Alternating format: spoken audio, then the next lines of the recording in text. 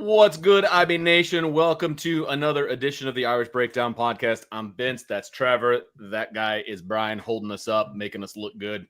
And we appreciate you guys hanging out with us. It is a Tuesday, and we are right in the thick of it. It is July 1st, and we are going to continue on with our positional breakdowns. Today happens to be Salty Virginia Peanuts' favorite day of the year. It is the time when we break down the wide receiver position.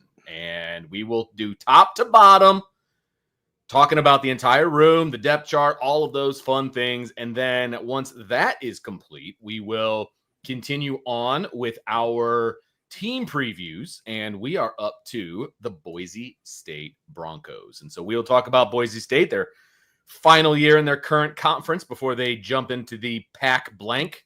I don't know if they're going to change their name like they have in the past. I will give them credit. That's the one league that has always adjusted to the size of the league. And what are they going to be, the Pac-8 now, basically, right? At least for football. I think there's going to be 9. There's only 8 football teams. Is it 8 the football? 9th team is Gonzaga. And then they're bringing in other people that are going to be non-football too, I think I saw. Yeah. So it'll be interesting to see what they do. But regardless, we will talk about Pac West Conference, I guess. I don't know.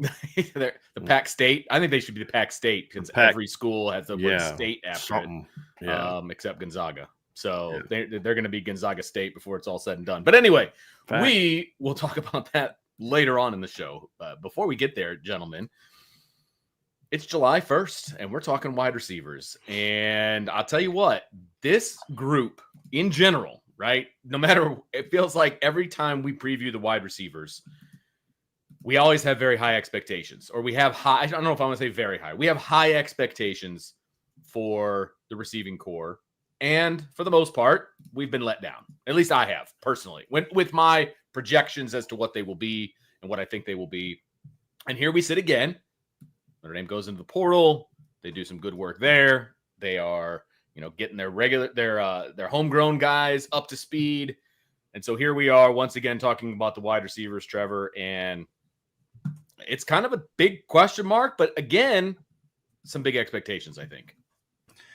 Yeah, this is always kind of a tough group to evaluate because there's so much of their production that depends on other facets of the offense working the way that it needs to, along with the wide receiving core also needing to work the way that it needs to. So it's a combination of things, but pass protection has to be there. You have to have a quarterback that's willing to push the ball down the field and so on and so forth. And so that mixed with, the receiving room for a bunch of different reasons. It also helps when the receivers coach is also invested in elevating the level of play of that room as well. But it's been kind of a grind, for this wide receiver room to kind of step up into the role that we believe that they could have. And some of the reasons that we talk about what their potential is because of the makeup of the room. We talked about that at the start of 23 season. We talked about it at the start of the 24 season. I wasn't a part of Irish Breakdown then, but you better believe I was having those same conversations in 23 and 24. But here we are again on the brink of this fall camp starting here in the next 30 days. And we're having a lot of the same conversations about this receiving room. I am sympathetic to some people who are still very, very hesitant. I'm still more on the cautiously optimistic side. I think I've progressed from where I was at in February of this year talking about the receivers. But I am still cautiously optimistic because of the sample size of what we have seen, especially during the Marcus Freeman tenure as far as it goes as wide receivers go. And I'll add some numbers to that later in the show. But for different reasons, some of the reason why my optimism is kind of progressed as the offseason has gone on, because despite there still being some projection, it's not as much projection as been used in 23 and 24. In 23, it was if this redshirt freshman steps up, if this freshman steps up, if this freshman steps up, in 24, it was, if this transfer pans out and if Chris Mitchell plays, 14 games like he did against Arkansas in 2023, it's going to be a really good receiving core. And so a lot of questions go into it, but I think there's more proven commodities in this receiving core. We've seen it at the Power 4 level more than we have in previous seasons. It's what leaves me excited about this group. Yeah, I think that's a big thing for me, Trevor, is there in the past, there's been so many times where it's like, if this one guy doesn't pan out, the receiver room's in trouble. If Kevin Austin doesn't pan out in 2021, the receiver room is in trouble. And at times when Kevin Austin played really well, the receiving room looked really good. when he didn't play well, they struggled to throw the football. In 2022, it was, boy, you really need Lorenzo Styles to break out or you're going to be in trouble. And he didn't in 2023. It's as you said, that was the biggest what if. You needed Tobias Merriweather, who had one career catch, to kind of play up to his potential. You needed Jaden Greathouse and one of Rico Flores or Braylon James or, somebody to step up and perform that season. You needed this guy to step up who's unproven. You needed Caleb Smith to step up and perform. And then he quits in the middle of spring. I'm talking about the Caleb Smith that came from Virginia Tech. And it was just so many what if. Last year, similar thing. If Chris Mitchell can transit, and I don't know that it was play the way you did against Arkansas. He played great all year, but the only game that really translated was the Arkansas game. Where you can look, Power 5 game.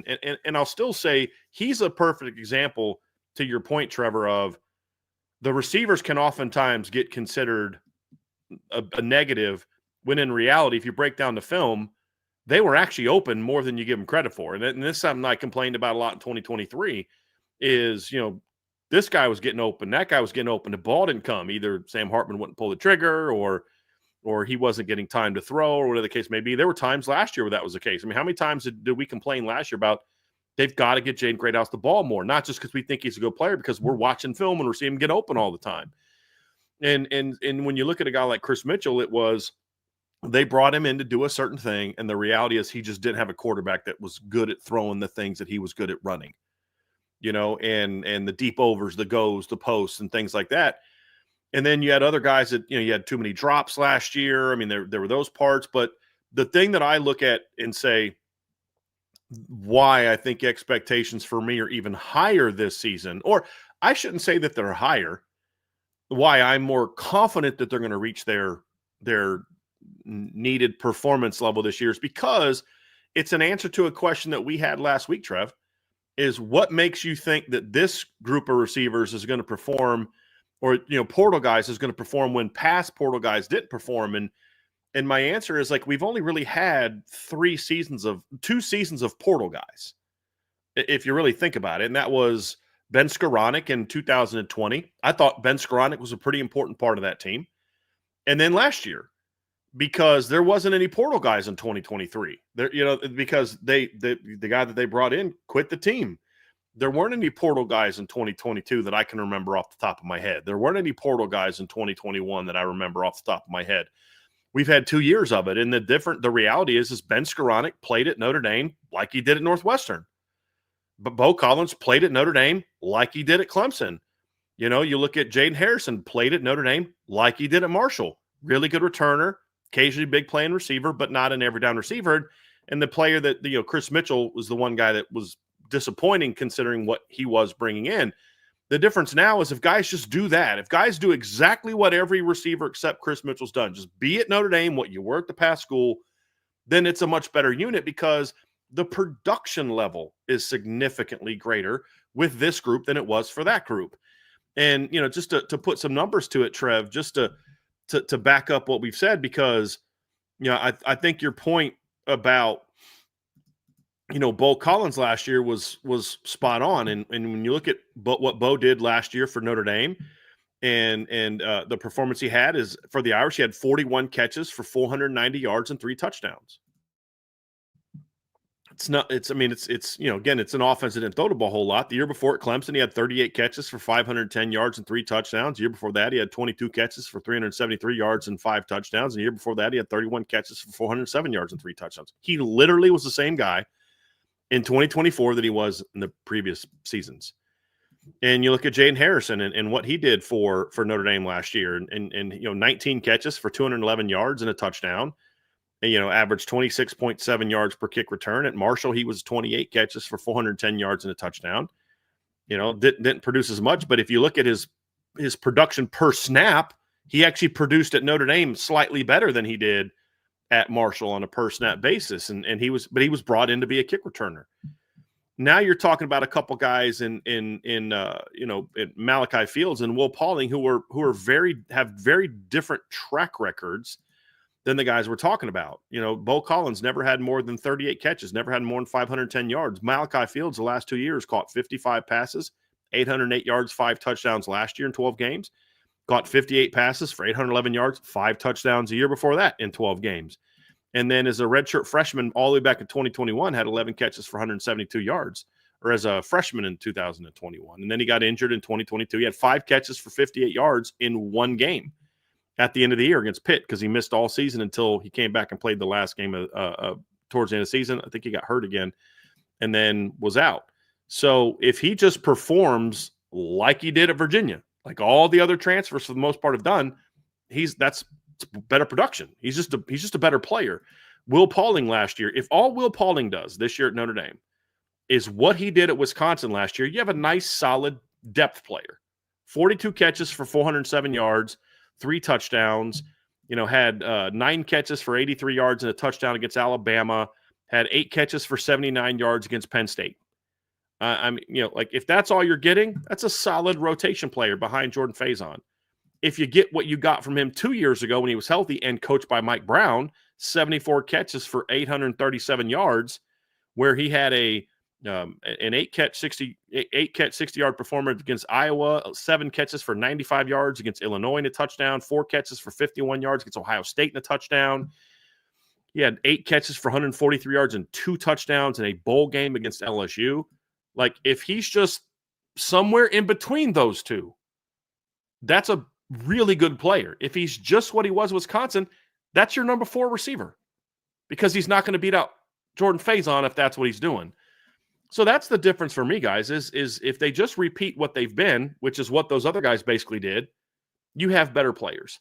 And that's why my optimism for this unit is greater, at least from a transfer portal standpoint. And then from a returning player standpoint, we've seen Jaden Greathouse do what we thought he was capable of. We've seen Jordan Faison do what they're capable of. Now the question is not, is Jaden Greathouse good enough to do this or that? The question now is, can he just do it consistently? So that's still an if, but it's a much different if than can he be a dude? We now know he can be a dude. It's can he be a dude with more consistency and answer some of those questions. So when you talk about expectations, guys, that's why I'm comfortable saying this is and should be a top 10 wide receiver room in college football this year. Because it's just basing it off what they've done in the past. And if they can repeat that, then it's going to be a fun year when we look at this. And then it comes down to, okay, will the offensive line give the quarterbacks enough time? Will the quarterbacks make the right throws and those type of things? Yeah. But I feel a lot better about this group. Yeah. And not as many ifs. The only if is if you do what you've already done. Sure. That's true for everybody. I mean, that's true for every player. That's true for Jeremiah Smith. He's a big pickup, or he's a great player for them if he stays healthy and repeats what he did last year. I assume he's going to do that, but we don't know. We have to see it. And that's the difference with these guys is we got to see them do what they did last year, but we have a track record we can hang our hats on with the top 4 guys in the rotation that we didn't have going into last year. And that's where my optimism comes from. Well, and obviously, a lot of what you said there towards the end goes back to what Trevor was saying about wide receiver being one of the more dependent positions on the field. Other guys have to do their job in order for you to do your job. Now, there's still a lot of onus on the wide receivers, and there's also, Trev, there's onus on Mike Brown, who is coaching the receivers. And there's a lot of things about Mike Brown that people either love, they hate, and anywhere in between. And Mike Brown is almost like the new Al Washington when it comes to like polarization with the fan base. They love him, they hate him, and everywhere in between. And they blame him for things that have nothing to do with him. Right. They ignore his coaching because they're so mad about the recruiting that they just project one onto the other. And yeah, Al Washington, right? Like, I mean, it's a very similar conversation, it feels like to me, between these two guys. But with that said, it's still a huge year for Mike Brown because he has had an opportunity to develop the guys that are here. And then he also has the opportunity to coach up the guys that are coming from other schools. And, this is going to be an opportunity for him to kind of, I don't know if the right phraseology is put up or shut up, but this is an opportunity for him to, kind of sit some people down and show that, okay, this room can be elite. It can be, as Brian referred to it, a potential top 10 room. This is a chance for him to do that, Trev. And I think, we talk about the coaching staff and we talk about the coaches of each individual group when we go through these groups, but I think this is legit this year as far as for Mike Brown being a very important year for him. Yeah, absolutely. And we're talking about current players that are on the roster. So set recruiting aside for a second. And I know sometimes it's hard to kind of differentiate a position coach's job in total. We're talking about the receivers that are on the roster right now. So this isn't about recruiting. If you look at the roster makeup of this season, everybody except for Malachi Fields has spent the majority of their college years being developed by Mike Brown now.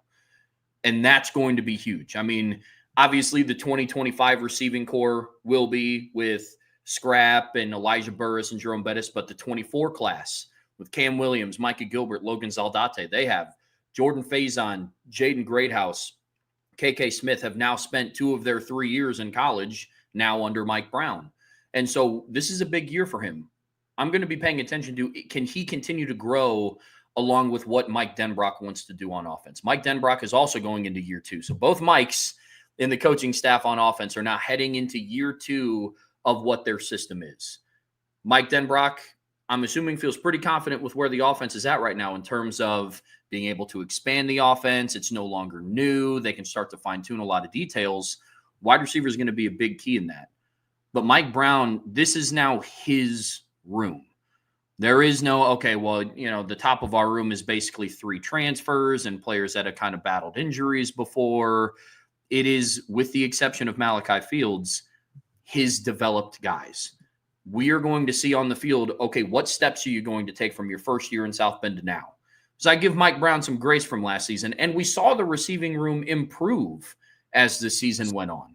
Especially the young guys. Yes. Where a good coach is going to have a bigger impact. It's not the veteran 4th, 5th year guys. It's the younger players. Trev, I want to make sure, because I don't know that everybody knows this. So just for people who may not be aware of this, what Trevor's talking about is Will Pauling, coming from Wisconsin, last year was the only year he was not coached by Mike Brown. He was recruited by Mike Brown at Cincinnati, played with Mike Brown for 2 years at Cincinnati. When Mike Brown got hired to be the receivers coach at Wisconsin in 2023, Will Pauling went with him, became their best receiver immediately. Then when Mike Brown went to Notre Dame, he didn't come with him. Kind of looking back, kind of wish he would have, because I think he would have been a guy that would have fit what Riley Leonard does pretty well. But so 3 of his 4 years up until this season, so then it ended up being 4th of his 5 years, did play for Mike Brown. So that's why Trevor's saying these guys are all going to be Mike Brown coached players. And that's the other thing too, is Malachi Fields is not a guy that really needs a lot of development. With him, it's just, dude, just keep doing what you're doing. Like, that's it. Just like with Bo Collins, there was things he needed to work on. Like our talk with him last year, Trev, and Vince, obviously you and I had, I don't know if Trev was on the show yet when we really started doing our offseason breakdowns, but a lot of the conversation was, there were so many ifs.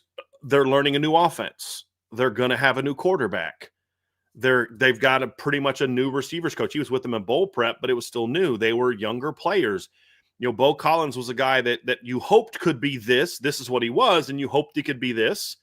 And Jaden Harrison, this is what he was, but you hoped he could be this. And Chris Mitchell, this is what he was, and you hoped that it translated to the G4 level, and or the P4 level, and there was a lot of guys need to go from here to here.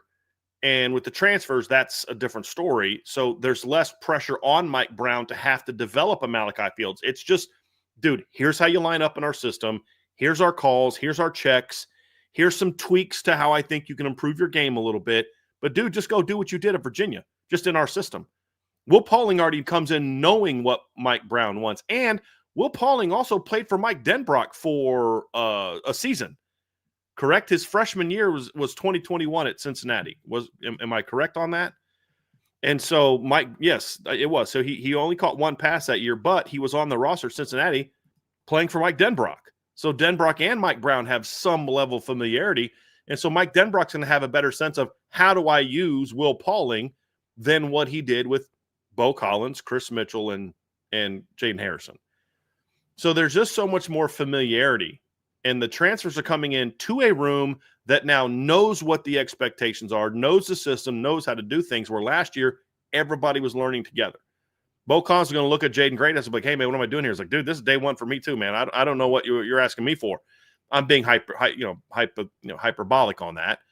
But that's a big difference. And so now, because of all those things being true, to your guys' point, now is when, if Mike Brown is the coach, I think he is, now is when you see the benefits of that. Now is when you see that jump in production. Now is when you see that unit really become sort of a guys that can become difference makers. And we saw, and this is a great point, Vince, is when you talk about late last season, receiver was a question mark throughout the season. Drops were a problem throughout the season. Were they a problem in the postseason? Nope.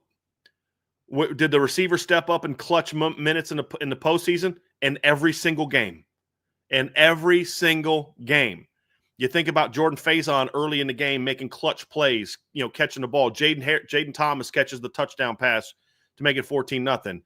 And then late in the game, when you got a chance to put the thing away, who's the guy that ran the route and caught the pass? It was a great ball by Riley Leonard, but Jordan Faison smoked the Indiana DB to get open on that post route. And that's what broke the back of the game. And then, of course, we saw Jordan Faison make some really clutch plays as a catcher and as a runner against Georgia. And then we saw Bo Collins make the tough catch against Georgia. Penn State, we saw Jaden Thomas with a huge – you talk about Sean Davis and I were talking about this the other day, what a great play caller Mike Denbrock is. Who on the planet thought on the first play of the fourth quarter on 3rd and 2 that Notre Dame's going to run a jet sweep to Jaden Thomas? Who thought that? But, that's what makes Mike Denbrock a great play caller. And the thing is, too, is he also knew, Jaden Thomas is not the guy. He's not a number one. He's not a stud. He's not a quote-unquote go-to guy. But you know what I know I can do? When it's a money down, I know that Jaden Thomas is going to make a play. And he trusted him on that. And then, of course, we know what Jaden Greathouse did in that game. And then you go to the championship game, and the receivers played well in that game. They just didn't get the ball. Chris Mitchell was getting open early in the game. I did a breakdown of that on the board where I showed the different times where Greathouse was getting open and Chris Mitchell was getting open, and guys were getting open, and the ball just wasn't coming or was coming inaccurately. And then when Riley Leonard settled in, they had no answers for Jaden Greathouse, none. And so we saw the unit play its best in the biggest moments, guys, and that's something that I think is a big question mark about that. And you can't not look at the coaching of Mike Brown and say that didn't have a say in why they played their best football. But you know what else was part of it, guys? That was the most healthy Jordan Faison had been all year, was in the postseason. And late in the year, had a big touchdown early against Army. So I think those are the reasons I look at and say there's just not as many. You guys, if you guys disagree, please say so. It's to me, when I look at this receiving corps, it's the same ifs that everybody else is dealing with for the outside of Ohio State, Bama, and Clemson. It's the same ifs that everybody else is dealing with. Boy, this is a talented room, but there's this new guy, there's this young guy. Everybody's dealing with that. So then I just look at, okay, what's the overall talent? What's the depth? What's the makeup of the room? And when I look at that, it's like, okay, I get excited about it. But then at the end, every time I start to feel that way, I get back to, but I convince myself to get fired up about last year's room too. And I convince myself to get fired up about the 2023 room as well. So that's where I think everybody has a healthy, and if anyone in the chat wants to be like, well, I need to see it. Okay, agree. That's wise. We need to see it. I just feel like we saw enough, though, of the players in this room the last couple of years. We saw Will Pauling go off against LSU. We saw him play big against Ohio State and Penn State. We saw him do put work in on Alabama last year before he got injured. We've seen Malachi Fields go off on Notre Dame a little bit. We saw Malachi Fields go off on Louisville last year. We've seen him play well. Had some very big plays against Tennessee 2 years ago. We've seen Jaden Greathouse on the biggest stage that he's ever played on in his life just step up and act like he was back at Austin Westlake, just like nobody on this field can guard me. And we've seen Jordan Faison in the Sugar Bowl and against Indiana step up and have big plays. And so there's not – 2 years ago, it was if Cam Williams, if Micah Gilbert, if KK Smith. That's what the receiver room depended on. Now we're looking at those type of players and like, okay, the ifs with them are now you're going to have great depth. They're not being counted on to carry the team the way that they were 2 years ago and the way that they were 3 years ago. Cam Williams and Micah Gilbert are in the same situation that Deion Colsey and Lorenzo Styles were going into in 2022. Sophomore year, talented players, didn't do a ton as freshmen, but they got to be dudes. And if they're not, you're in trouble. Now, those guys are battling to be your 5th and 6th wide receivers. That's the difference between this room and those rooms, and why I have more confidence in this unit than I did in the last couple of years. As far as confidence in that, more, I think, Trev, you said it, more certainty, more optimism about my confidence. They obviously have to prove it, but I just feel like, okay, I'm more confident they're going to be able to play to a certain level that's going to – it's based – you know what it is? I'm trying to think of the right way to say it. The floor is much higher with this room than it has been in the past. We still have questions. My concern now is the ceiling, whereas last year we had questions about the floor and the ceiling. In 23 and 22, it was the floor and the ceiling. I was going to say, and the year before, yes. And the year before, yeah. With the exception of, like, you'd have to go back to, like, 19 and 20. I thought the floor in 20 was going to be fine because you had Ben Skronik, and I was very confident that Javon McKinley was going to be a good player. And we thought Avery Davis coming in that year, we knew what Avery could do. Like, sure. But 19 and 20 is the actually even 18, because 18 we had a lot of questions. Miles Boykin had 18 career catches coming in that year. Chase Claypool had never been a guy. What's Chris Fink going to do? But like 19 and 20 is really the only 2 times we went into the year saying, like, okay, they're going to be good. They're going to be really good. And or at least the floor is going to be good. What's the ceiling? We don't know. The 20 team didn't have an elite ceiling. The 19 team did to a degree. With this group, I feel like the ceiling is as high as it's been probably since, I mean, honestly, guys, probably since going into 2015. The floor is as high as it's been, since 2015. Yeah. The ceiling is as high as it's been since 2011 as an entire unit. But that's where the big question is. Are they going to get to that? Is anybody in this room as good as Will Fuller? No. But your number 2, your number 3, your number 4, your number 5 all have a chance to be better than 2, 3, 4, and 5 of the 15 unit, of the 18 unit, as far as going into the season. Now, the 18 unit turned out to be really good, but I'm looking at it where we thought it was going into the season. And that's what gets me fired up about this unit is the potential is there. But again, you guys know how much I love using the word potential, but also hate using the word potential. And that's the thing. So floor is much higher. I think that's ultimately what gives me more confidence, that the floor is higher. Now let's find out about what the ceiling is going to be. Yeah, the hardest part that I'm having with what you're talking about, and I agree with everything that you're saying. On paper, when I look at it, using the most sound logic that I can, the floor is where it is. It's fantastic. The potential in the room, the track record, and some of the transfers coming in. I think where I get hung up is the program track record. I agree that there's other schools, and I'm glad that you brought up LSU because I'm making my top 10 receiving core units for this upcoming season for a show that we're doing later this week. And after the top 3, I have a lot of questions because, to Brian's point, a lot of programs are having the same questions that Notre Dame is also having. But where the difference is I think other programs have more of a proven track record of overcoming those ifs than what Notre Dame has. That's what's the hardest part for me. You know, I look at LSU as the prime example. It's like they have ifs. Well, they had ifs going into last season. You know, how do you replace Malik Neighbors and a Brian Thomas? They had 2 receivers over 800 yards last year, you know, and it's like who combined for 14 touchdowns. Notre Dame's receiving core as a room combined for 14 touchdowns last year. And so that's where I'm finding difficulty. Yeah, I understand that, but I totally get it looking at it from just a big picture, 2 words, Notre Dame standpoint. But this isn't Tommy Rees or Jared Parker or Chancey Stuckey or Del Alexander this is a Mike Denbrock-led offense. This is a Mike Brown-led receiving core, and these guys do have a track record of getting guys to that level. That Mike Denbrock does have a track record, especially in year 2. And we've talked about that where the offense does take a jump, and I think it's kind of like saying I'm not gonna have low expectations for CJ Carr because past high-ranking quarterbacks didn't pan out. Those 2 things have nothing to do with the other because the people that were responsible for not developing those quarterbacks aren't at Notre Dame anymore. And that's kind of where I look at it, Trev, is I think it's fair to say what you're saying.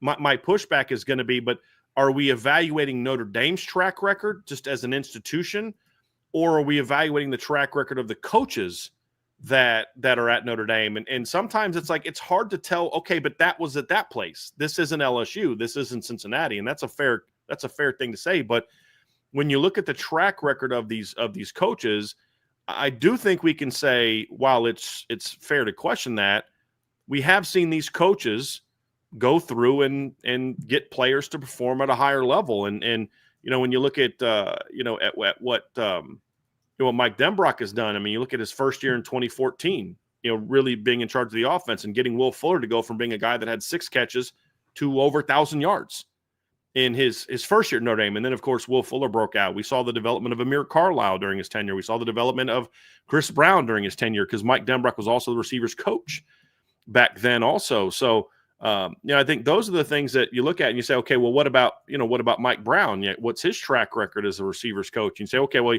he takes over at Cincinnati in 2019, and they have a decent receiving core in 2019. Alec Pierce is a pretty good player, and but there's some young guys, and you bring Alec Pierce back, and in his first year in 2019, Alec Pierce goes from being a guy who had, I think, no catches the year before.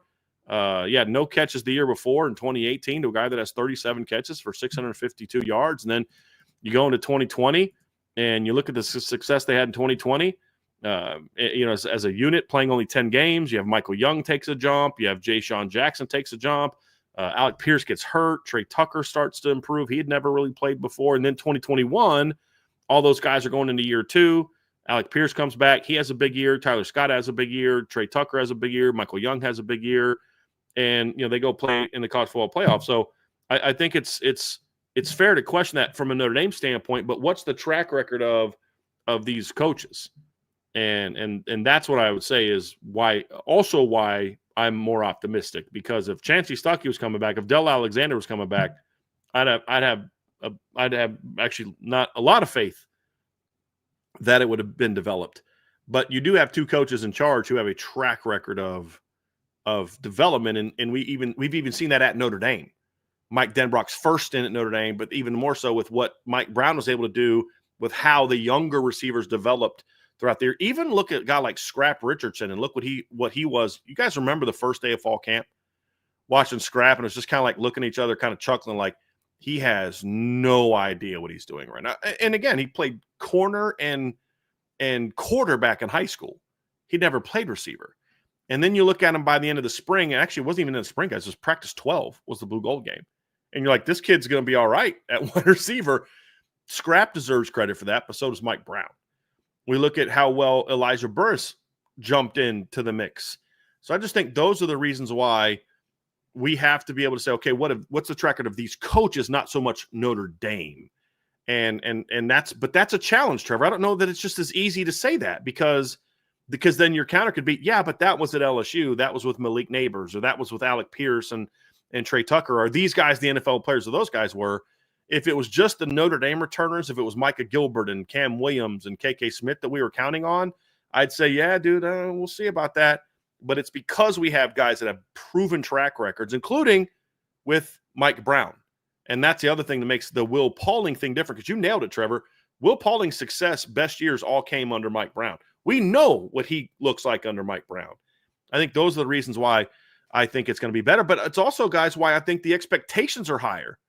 Meaning, if you don't live up to it, there's more criticism to be handed out if they don't reach that level at the end of the year, because you can't look at Mike Brown now and say, hey, he doesn't have talent to work with. He has a running quarterback and he doesn't have players that have NFL talent. Like, no, dude, you've got some guys. Now, do you have Malik Neighbors and Brian Thomas? No, you don't. The only people that have that's in Columbus. But do you have probably your most talented receiving core since 2018? Yeah, I think so. And so that's what I think makes expectations a lot higher for this group than maybe we've had in the past, but also why I think we can have more confidence that they're going to go through than we have in the past. But at the end of the day, this is still a show me business, guys. And I can say all the things I want to say about track records and all that, but Mac Brown had a track record of winning until he didn't. Everybody's got that, right? Gary Patterson had a track record of winning until he didn't. And everybody goes through that. And so how are they going to do it at Notre Dame?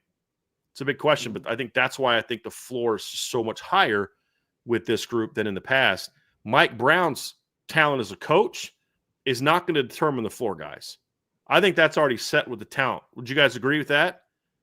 I think what's going to determine how good of a coach Mike Brown is how close he gets them to their ceiling. I think that's where his coaching chops are going to come into play. And like I said, guys, Vince, you've known me a long time. That's kind of my baby, right? I mean, that position, my baby. And I watch Mike Brown in practice. I'm like, finally, they have a real receivers coach. Finally. You said that on the first day when we were there in spring when he got hired. Yeah. Well, he was there. Wasn't he there for? It was the winter. It was before the bowl game. He was there for the bowl game. Yeah. So I remember walking next to you. You're like, oh my God, he's teaching them the right stuff. Yes, finally. It's pretty funny, actually. All right. So speaking of the right stuff and the right guys and the ceiling and the floor and all that, let's throw up the depth chart and let's just kind of go over it briefly, kind of as a whole. We're not going to go individuals yet, but just kind of as a whole, what this room looks like, where things kind of stand going into the fall. And, again, these aren't set in stone. This is not, we're not the coaching staff. This is kind of what it looks like coming out of spring and into summer workouts. And obviously there are some things that are set in stone, but there are plenty of other things. There's competition to be had. And again, we don't know exactly what the ceiling is, but we're going to find out. And that all starts when these guys report for fall camp, in late July. So, which is, by the way, guys, I don't know if you guys realize this, Notre Dame reports for fall camp this month. So I'm just throwing that out there, which is very exciting. So anyway, it's amazing how fast summer goes by. But Brian, why don't you throw up that depth chart and let's kind of look at it and have a quick discussion about, what these guys are good at, what they're not good at as a group, not necessarily individually, Brian.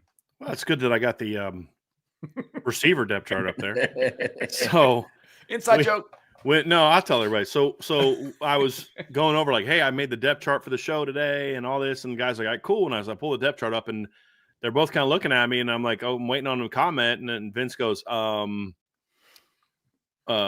what did you say? Like, look at the position. You realize those are running backs, right? And I was like, yeah. And we're doing a receiver show today.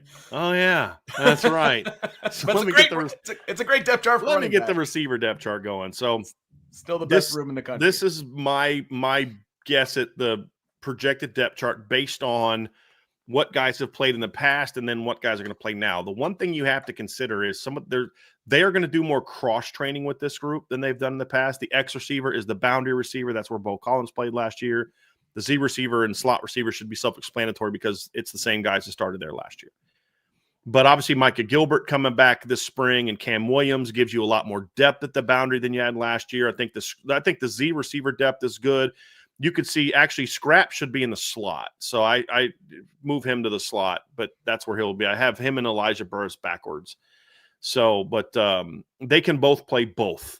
That's the point. And Will Paulding, it's going to be interesting to see, does Will Paulding just play slot and then Jaden Greathouse moves outside? Does Will Paulding also play some outside? Do they both move around?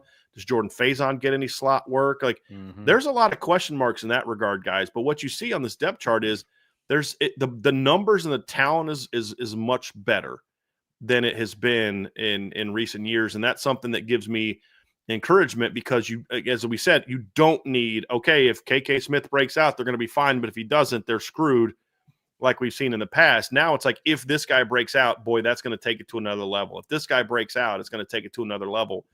But there's at least a higher floor from what we're working with when you look at the wide receivers. And I think that's something that I look at and say, I say that's where my optimism comes from.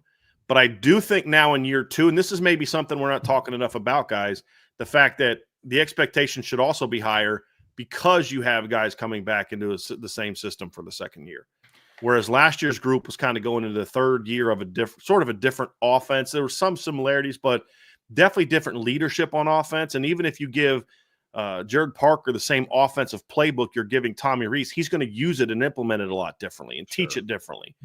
And then, of course, Mike Denbrock's kind of doing his own thing. So I think those aspects of it are also reason for optimism. And just the overall numbers. Like even a guy like the slot, you got Tyler Buckner, who's a former starting quarterback, a really athletic guy. Leo Scheidler is a guy that could, if there's ever a moment where Leo Scheidler has to play for Notre Dame, I'm like, all right, I'm good. Leo's a good football player. You know what I mean? That guy can play for you. So those are things that give me a lot of optimism, guys. There's a lot more depth. There's a lot more talent. And Trev, there's a lot of different types of players where now there's still it's still a little bit slot heavy to me, but there's more diversity of skill set this year than maybe they had the last couple of years where, like, especially 2023, it was like Malachi Fields and a bunch of slots. It's kind of how I felt, that they were trying to force Jaden Thomas into the boundary when we always felt like Jaden's a slot. I mean, that's where Jaden Thomas has always done his best work is as a slot. It was Malachi Fields and a bunch of slot guys.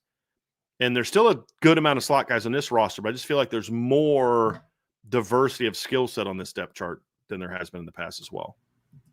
Yeah, the makeup of this depth chart is what gives me optimism on the other side of what I was talking about earlier in the show, because you look at this room on paper and there's 8 guys in here that can all contribute. And opposed to previous years when if the top 3 guys didn't work out, you had a lot of question marks. Whereas, I look at this room and I'm looking at guys like Malachi Fields and Micah Gilbert, Cam Williams, Jordan Faison, KK Smith, Greathouse, Pauling. And after the spring that Burris had, look, in other years, after a player had a spring like what Elijah Burris was, there's talk about, is he going to start? Whereas now it's like, will he be in the rotation? Yeah, I think that's a really good spot to be in from a depth chart perspective. I think another thing that's also going to be nice is the spring. I do always forget about this. They were working with basically a skeleton crew in the spring. Will Pauling was at 75%. Micah Gilbert was hurt. Malachi Fields wasn't quite yet on campus. And then when we were at the practices, they weren't really going to show a whole lot of Jaden Greathouse because there wasn't a lot for him to go out and prove in the first 4 periods of practice that we were there. And Jordan Faison was splitting his time with lacrosse. So I think that tune could also change a little bit as we get into fall camp here, which is right around the corner. But the talent in this room is what makes me really confident about the floor of this group. Because look, fact of the matter is, when you have the talent in the room like this, there is just a level of production that they will just naturally get. Point blank. Like there's not a world where I see Malachi Fields having less than 600 yards receiving. Just isn't, barring an injury. And that's what makes me confident on the other side. And so this room, the talent in this room, the depth is outstanding. Now it's just that journey to the ceiling. Yeah. All right, so that's going to do it for our introduction to the wide receiver room, fellas. And so before we get going on to the next part, make sure you guys hit that like button, that subscribe button, that notification bell, share with your family and friends, and of course, jump on the boards at irishbreakdown.com. We are sitting at the beginning of a week that could be a telling week in recruiting, and you're not going to know what's happening unless you're over on the premium message board at boards.irishbreakdown.com. So you definitely want to head on over there. And then, of course, irishbreakdown.com for all kinds of written content. And then wherever you get your podcast, leave us a 5-star review, leave us a review. All that is the really important piece. We would greatly appreciate that. That is something that really helps our podcast grow. And that is a platform where we really have a lot of success as far as like generating revenue and really growing the channel. So that is a big one, that if you like the show, even if you listen on the YouTube channel, but you have a podcast app, go there, find our show, and give us a 5-star review. That really helps spread the word. However the algorithms figure it out, the more reviews you have, the better. But especially the more 5-star reviews you have, the better. And then that just helps us to continue to grow this thing and do even better. So that's really, really helpful that you guys do that. Yep, we really appreciate that. It doesn't cost you a dime, just costs you a couple minutes of your time. And it is much appreciated by us over at IB. So we appreciate everything you guys give to us. We love IB Nation, and we appreciate everything that you guys do. And again, if you're not a member of the boards, the premium message board, jump over at boards.irishbreakdown.com.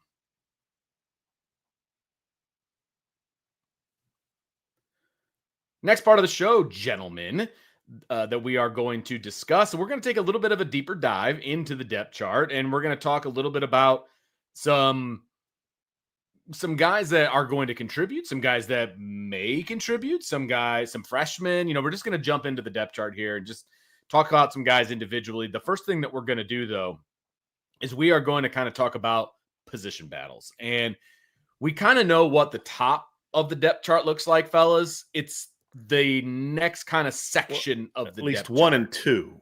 I think we know 1 and 2. I think that's fair. I don't think it's a given that Jordan Faison's going to start, or if he does start, play the majority of the minutes at the Z. I don't think that's a given yet. I think he's got some things to prove. But yeah, I think I think we have a good idea, barring injury. We know that Malachi Fields and Jaden Greathouse in some capacity somewhere will be the guys that the thing is built around. Is that fair? Does everybody kind of agree? I think that's fair. I think that it could change, but like that's where we're at least going into the season, in my opinion. I feel like Jordan Faison is a little bit more entrenched into that. I think I would put him in the top 3 for sure. I just feel like when you bring in a guy who has about 1,000 career receiving yards, who's played for Mike Brown longer than Jordan Faison's played for Mike Brown, it's hard for me to say that he has no shot at supplanting Jordan Faison. Okay. Especially when you consider Jordan Faison's issues staying healthy last season. So, like, in a normal situation, Vince, I would agree with you. But I think the Will Pauling scenario is the relationship there. Again, he's known Will Pauling and coached Will Pauling longer than he's coached Jordan Faison. He coached him for 3 years. He coached Jordan Faison for 1. And Jordan Faison was banged up a chunk of the year. They're both going to play. But I would say I don't know that, like, there's no doubt that the top 4 guys are the top 4 guys. Right. It's just what I don't know is, like, who will dominate that 3. And it could be that Jordan Faison starts, but does he dominate the snaps? Sure. The way that Malachi Fields or Jaden Greathouse might. That's where I think there's some discussion. But it's not like Will Pauling's going to start and Jordan Faison now gets reserved to 10 snaps a game as the backup. That's what I'm saying. But I do think there's a scenario where, in a 65 play game, Will Pauling has 35 snaps and Jordan Faison has 30, or Will Pauling has 40 and Jordan Faison has 25, potentially, or vice versa. And that's where I think the battle is. No, that I'm cool with. That I would agree with, because I think the top 4 are pretty cemented in as far as who the top 4 are. How that delineates out, I think, is a fair conversation. One we're going to see play out as the season goes on. I think the real question then become like that's a battle, right? That's a battle, no doubt about it, as to who's going to maybe. And I think that could be game to game too, Brian. Between Pauling and Faison and all of that. I think the real battle then becomes, 5+. Right. And who is going to take the 5, 6? And are they going to go deeper than 6? Because they've got a bunch of guys. Yeah. Do they go deeper than 6? Yeah. We have been kind of indoctrinated into a 6-man rotation at Notre Dame here for the last few years. And even though, and even smaller than that at times, right? So are they going to stick at 6? Is it going to be 7? Is it going to be 8? Like what? That's where the big competition is for me. What does that 5, 6, 7, 8 spot on the depth chart look like, Trev? I think that's going to be the fun part of where we're at. Also, just real quick before Trev starts, they're going to play 5 most likely, but is it 5 to just give somebody a breather for 10 snaps a game, or is it 5 in that those guys are going into play? So it's just deeper than how many guys get on the field. But are you guys just getting on the field at 4, 5, and 6 to just give some minutes during breather time? Or are you guys getting on the field and saying, hey, I don't mind throwing this post route to Micah Gilbert, even though Malachi's on the bench? Our play sheet doesn't change. Yeah, nothing changes. Yeah. As a receivers coach, trust me, there's a big, when I was pass game coordinator, you had to okay, so-and-so's not on the field, so we got to throw these out. I'm not throwing I'm not running double post when I don't have this guy and this guy on the field, that kind of thing. Absolutely. That's as big of a question as far as just who's going to play. Yeah. But when they are playing, is it okay? Let's run the ball here. Limited? I mean, right. Or are these guys like, hey, I got faith in Micah Gilbert, I got faith in Logan Saldate or KK Smith or Cam Williams or or whoever else is on the field to just go be that guy. Hey, if Jaden Greathouse is in the slot, great. But if he's not in the slot, whoever's in there is a good dude that I'm throwing slot fade to, and I'm running this play too, and those type of things. And so I think that's an even bigger part of this than even just looking at it from the standpoint of how many. That's important, Vince, but I'll even add to it as I kick it to you, Trev, and it's also about, what is your role when you finally get on the field in those situations? That is what I'm really excited to watch unfold in fall camp. I think any good receiving core, you can kind of file all the rotation into 3 different buckets: your star players, your impact players, and your breakout players. And I think that there's a common consensus that after 1 and 2 in Notre Dame's room, there's a drop off, not in talent, not in production, but a drop off in assurance of what those roles are going to be. I'm confident in saying that I think that Malachi Fields and Jaden Greathouse are going to be stars, respective in Notre Dame's offense. To the eyes of the national media, I don't know if each player is going to go for over 1,208 touchdowns and be a star nationally. But to what Notre Dame's offense needs, I think Malachi Fields and Jaden Greathouse are 2 solidified stars going into this season. So now the question is, to your point about who are they going to be comfortable with, who becomes those impact guys? What does Jordan Faison do this year? What does Will Pauling do this year? Can Cam Williams, Micah Gilbert, and KK Smith take the step that we believe that they can be? And who starts sorting themselves into these buckets? Because what I like about star player, impact player, and breakout players is all 3 of those players that you can file into whichever bucket you please, you're comfortable putting them on the field in crucial moments. I don't deem a breakout if Cam Williams comes in against Stanford when the game is 34-7 and catches a go route. That's not a breakout to me. That is, okay, well, yeah, ideally, somebody with that kind of talent goes into a game and does something like that. But what if on 3rd down, kind of like what we talk about on defense, Logan Thomas was in at the end of the game against Georgia rushing the passer. Who is that on offense? Who gets in the 3rd quarter on a crucial 3rd down against Texas A&M at home? Can Micah Gilbert play that role? Can KK Smith play that role? And then that dichotomy between Will Pauling and Jordan Faison, a lot of people view them similarly. Same height, sure. I think Will Pauling has a little bit more vertical juice than what Jordan Faison has. I think Will Pauling is a fantastic route runner. Jordan Faison, he's a little bit better lateral quickness. And so watching those roles unfold as fall camp goes on is something that I'm looking forward to the most. But it is a big question. And so I think that's what's going to be. And then obviously health at the baseline of everything will carry on. But again, Brian, to your point earlier today, man, health is a question for literally every single position group, for every program at every level in college football. So that's what's going to be fun to watch unfold, man. It is. The thing that's going to be interesting too, guys, is, Charlie, I think you nailed something that I really think is a great point, which is there a guy that you look at and say, hey, we're going to get this guy in the field when we need a big play? I know this guy didn't play a ton, but we're going to put him in this role. And I think back to, 2012, the Oklahoma game, when a guy that I think had 1 catch all season gets put in the game and runs a post route because they're like, he's our most dynamic guy. He's the guy that can run this play. Is there anybody that says, hey, coach, I know that I'm not going to play as much as so-and-so, but I've got this skill set that you can utilize for 5 to 10 snaps a game? And, couldn't that be a KK Smith, a Cam Williams, a player like that, where it's like, look, we're going to put this guy in the game and get him a couple screens or a couple jets because he just brings something to the table. And then we've got some stuff we can use off of that. If we need a big play, I'm going to put so-and-so in the field because we need a big play. I think that's a part of it too. But then the other thing too is there's some certain matchup things you can go to that are fun if certain guys force their way into the field. If Micah Gilbert says, hey, man, I'm too good not to play, you got to play me. You got to figure something out. Are there some 12 personnel scenarios where you have him and Malachi Fields in the field together, where you're going to say, hey, we're going to play big boy football, but we're going to put some guys can go catch the dang football on the field right now? So you're going to have Eli Raridan on the field with either Kevin Bauman or Jack Larson or James Flanagan, and also have Micah Gilbert and Malachi Fields outside and say, hey, how you going to match up against this defense? Because we got some cats that can run, but we're 6'4", 6'5", 6'7", and 6'2.5", 6'3" across the board. How you going to match up? Micah Gilbert's our small guy at 6'2", probably 215. How you going to match up? But you only do that if Micah Gilbert makes you do that, meaning he performs at a level that says we got to figure out a way to get Micah on the field, but we shouldn't have to sacrifice taking Malachi off the field every time we want to do that. Or, there's some scenarios where, Will Pauling and Jordan Faison are both balling out. We got to find some way to get those 2 guys on the field with Jaden Greathouse, because then we got a smaller package. We can do some things. Or, man, look, KK is just not a guy that's ready to be an every down guy for us right now. But this cat has really developed this niche where we got to take advantage of that. If we're good coaches, we got to take advantage of this because we don't have a lot of guys can run like him.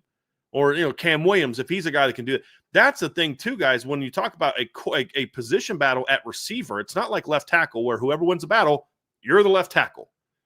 At receiver, it's like, hey, man, this guy won the battle because he's just more ready to be an every down player. But you bring something to the table that we can utilize in more of a niche role. In 2 minute, in this 10 personnel and 11 person, 12 personnel, whatever the case may be, you bring something to the table that we can utilize. And I think that's a key. That's a big key.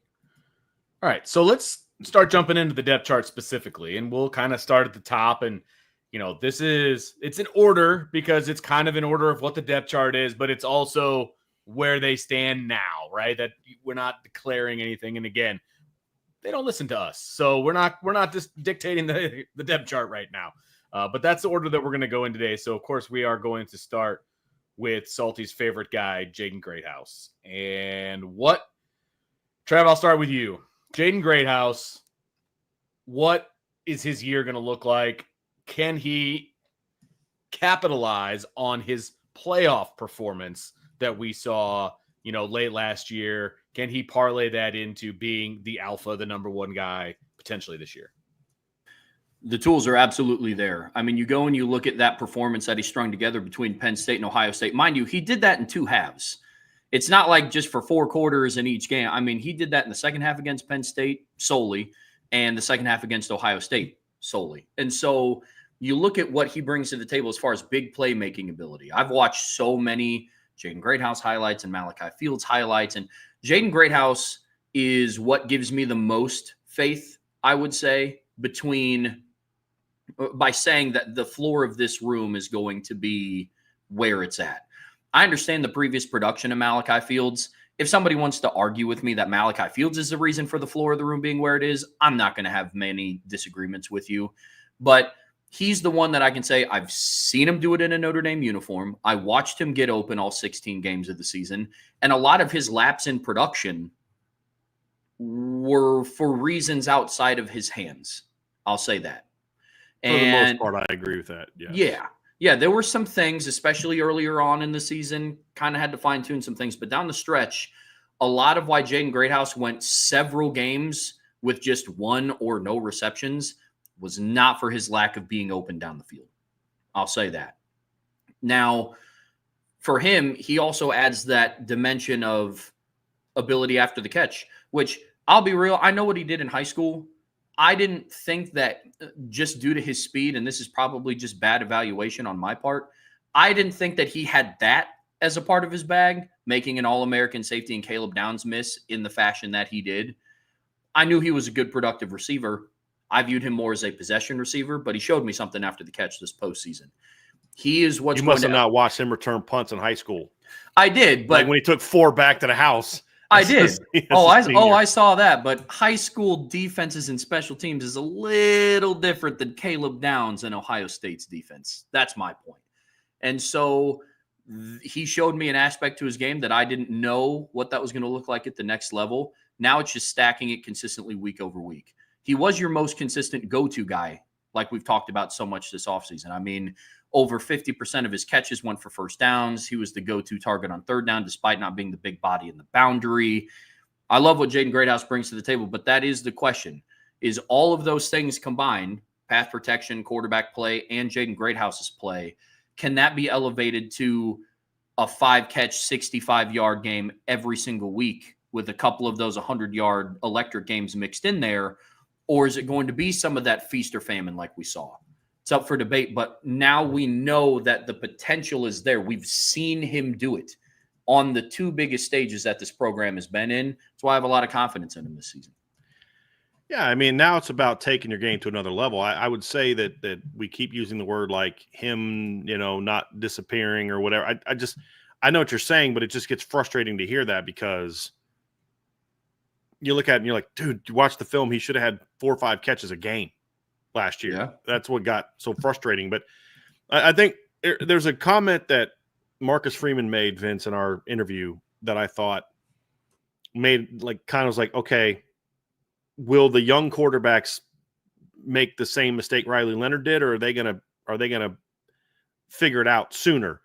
And this is the verbatim quote from Marcus Freeman in our press conference. He said, "What Riley and what we learned toward the end of that season is that if Jaden Greathouse is covered one-on-one, he's not covered. Throw him the ball. He's able to make some catches that some people would assume that he's covered. We have to trust him. He's not always going to outrun everybody. He's not going to be wide open. If he's one-on-one, give him a chance, because more often than not, he's going to make that play." And then, I brought up the stat, and I'm going to try to bring it, print it off and bring it up now just to kind of show an example of it. But when Jaden Greathouse got targeted last year, I mean, his numbers and his production for when he was targeted was absolutely nuts. I mean, it was outstanding to see what he was able to do last season as a wide receiver. And that's the thing, that it's not easy for young quarterbacks to always kind of to do that. Or if a quarterback's not new to the system, and this is the statistic I'm talking about, this is the perceived top slot receivers coming back for this season. Eric Singleton gets a ton of hype, rightfully so. Kevin Concepcion gets a ton of hype. Antonio Williams gets a ton of hype. Aaron Anderson gets a ton of hype. Zechariah gets a ton of hype. DeAndre Moore gets a ton of hype. None of them had the completion percentage when targeted that Jaden Greathouse had. None of them had the yards per target that Jaden Greathouse had. Jaden Greathouse is 11.2. The next closest was Aaron Anderson at 9.9. And only Aaron Anderson had more yards per catch by 0.2 higher than Jaden Greathouse. Look at his contested catch rate, 11 out of 13, 84.6%. The next highest guy was 63.6% in the slot. His first down rate was 59.5. The only guy higher was Aaron Anderson. And then look at the drops. Everybody had at least 3 drops last year. Jaden Greathouse had 1. That was in game 2. It was a big one. It was a big drop. Never dropped it again. And that just backs up what Marcus Freeman's talking about, where, dude, if you throw this guy the ball, he's going to catch it. Throw him the ball. And I think we learned that last year a little bit, where the production speaks for itself. And there's a reason why they went to him the way that they did. I just wish that Riley Leonard would have figured that out a lot sooner. But in key moments, he did. I mean, the third down against Texas A&M, you think of early against Louisville, early against Navy. There were times when third down, okay, I'm going to go find Jaden Greathouse. And that's why his first down rate was so high, because he had a lot of third down conversions. Now it's like, okay, Jaden, can you still be that occasional? Because, look, guys, let's be real about something else too. Jaden Greathouse is not going to average 6 catches for 123 yards every game like he did the last 2 games of the season. He's not going to do that either, because his numbers for the season would be like it'd be like, honestly, I don't know that my CFB 2025 version of Jaden Greathouse could have those kind of numbers. You know what I mean? Unless I put it on a freshman level. But can you still have 3 or 4 of those type of late season games? But then can you have more of the 4 for 61s like you had against Louisville? Can you have more of the 3 for 34s like you had against Georgia Tech? More of the 5 for 66 like you had against Florida State? Those need to be the norm, and less of the 0 and 1s that we saw last season. That's the key. That's partly on Mike Denbrock. That's partly on the quarterback, and that's partly on Jaden as well, to make sure that you do enough to build up that confidence in those players. And so that's the guy that I look at and say, if he can do that, now all of a sudden you're talking about Jaden Greathouse in the regular season being a 54, 800 type of guy in the regular season, that if they go deep enough, maybe does creep up to 1,000 yards. But he's certainly a guy that's capable of a 1,000-yard season if he was the dominant player at the position, which, if it wasn't for the presence of Malachi Fields, he would be. And so whether he's 1 Trev or he's 2, to me, it doesn't matter. They're both 1s. And it's been a long time since Notre Dame went into a season with arguably 2 1s at wide receiver. Guys that have proven it to some degree. I think Malachi proved it over the course of a season. Jaden proved he could be that in a couple big games. Can they both be that for the course of a season? That's the part that we're going to have to find out, because it's great that he did it for a couple games, but now we need to see that more consistency, more of those 3 to 5 catch days. And then you have your big breakouts as well. That's going to be the key. I mean, you look at Jeremiah Smith last year, who you had a phenomenal season for Ohio State, guys. I mean, let me just pull up his numbers and I'll give you an example of what I'm talking about here. Jeremiah Smith last year, as great as he was, they played 16 games. He had 5 100-yard games last year. Not even a third of the games were 100-yard games. And he had them, one of them was against Western Michigan. So it's like he had a game against Texas. He had 1 catch for 3 yards. Indiana 3 for 34. Michigan 5 for 35. You're going to have days like that. But those have to be the floor and the minimum, and then you got a lot of those 3 to 5s, but then you have those breakouts. That's you have a great season. And Texas did a great job of taking them out of the game, but that's also why they gave up some other things to Mecca and Travion Henderson and some other guys, is because to take that away. And that's why having another one, because Ohio State that year was not Jeremiah was your 1 and Mecca was your 2. No, they had Jeremiah was your 1 to one side and Mecca was your 1 in the slot, and you had 2 1s. And that's why the presence of Malachi Fields, Vince, was so important. Getting him was so important because now you have another 1 to put in there, which just, as you know, makes it much harder to prepare for and defend a team that has 2 guys that can take over a game. And that's where Malachi Fields comes into the conversation. Well, that's a beautiful segue, and I will take it and run with it because the next guy we're going to talk about is Malachi Fields, who comes over from Virginia. And he has donned the number 0 jersey in his Notre Dame debut. And so you make a great point. Malachi Fields comes over as a guy who has been the number 1 guy on a team. Jaden Greathouse has been the number 1 guy on Notre Dame's team. Now you have 2 guys that can be the number 1 guy, both simultaneously, maybe game to game, whatever the case may be. But Brian, Malachi Fields is bringing a level of play, and we talked about this in the intro. He's bringing a level of play from the transfer portal from Virginia that raises the floor of this room, bottom line. And I think that's why a lot of people are excited about this room. Malachi Fields has a lot to do with that. I'll ask that. I'm actually going to kick this to Trev because I want to get this. I want to get your opinion on this. I would feel like the receiver room is going to be improved if there was no Malachi Fields. Say, you know what, they're going to be better this year than they were last year, but it's not a unit that's going to, carry you to the promised land like you needed to.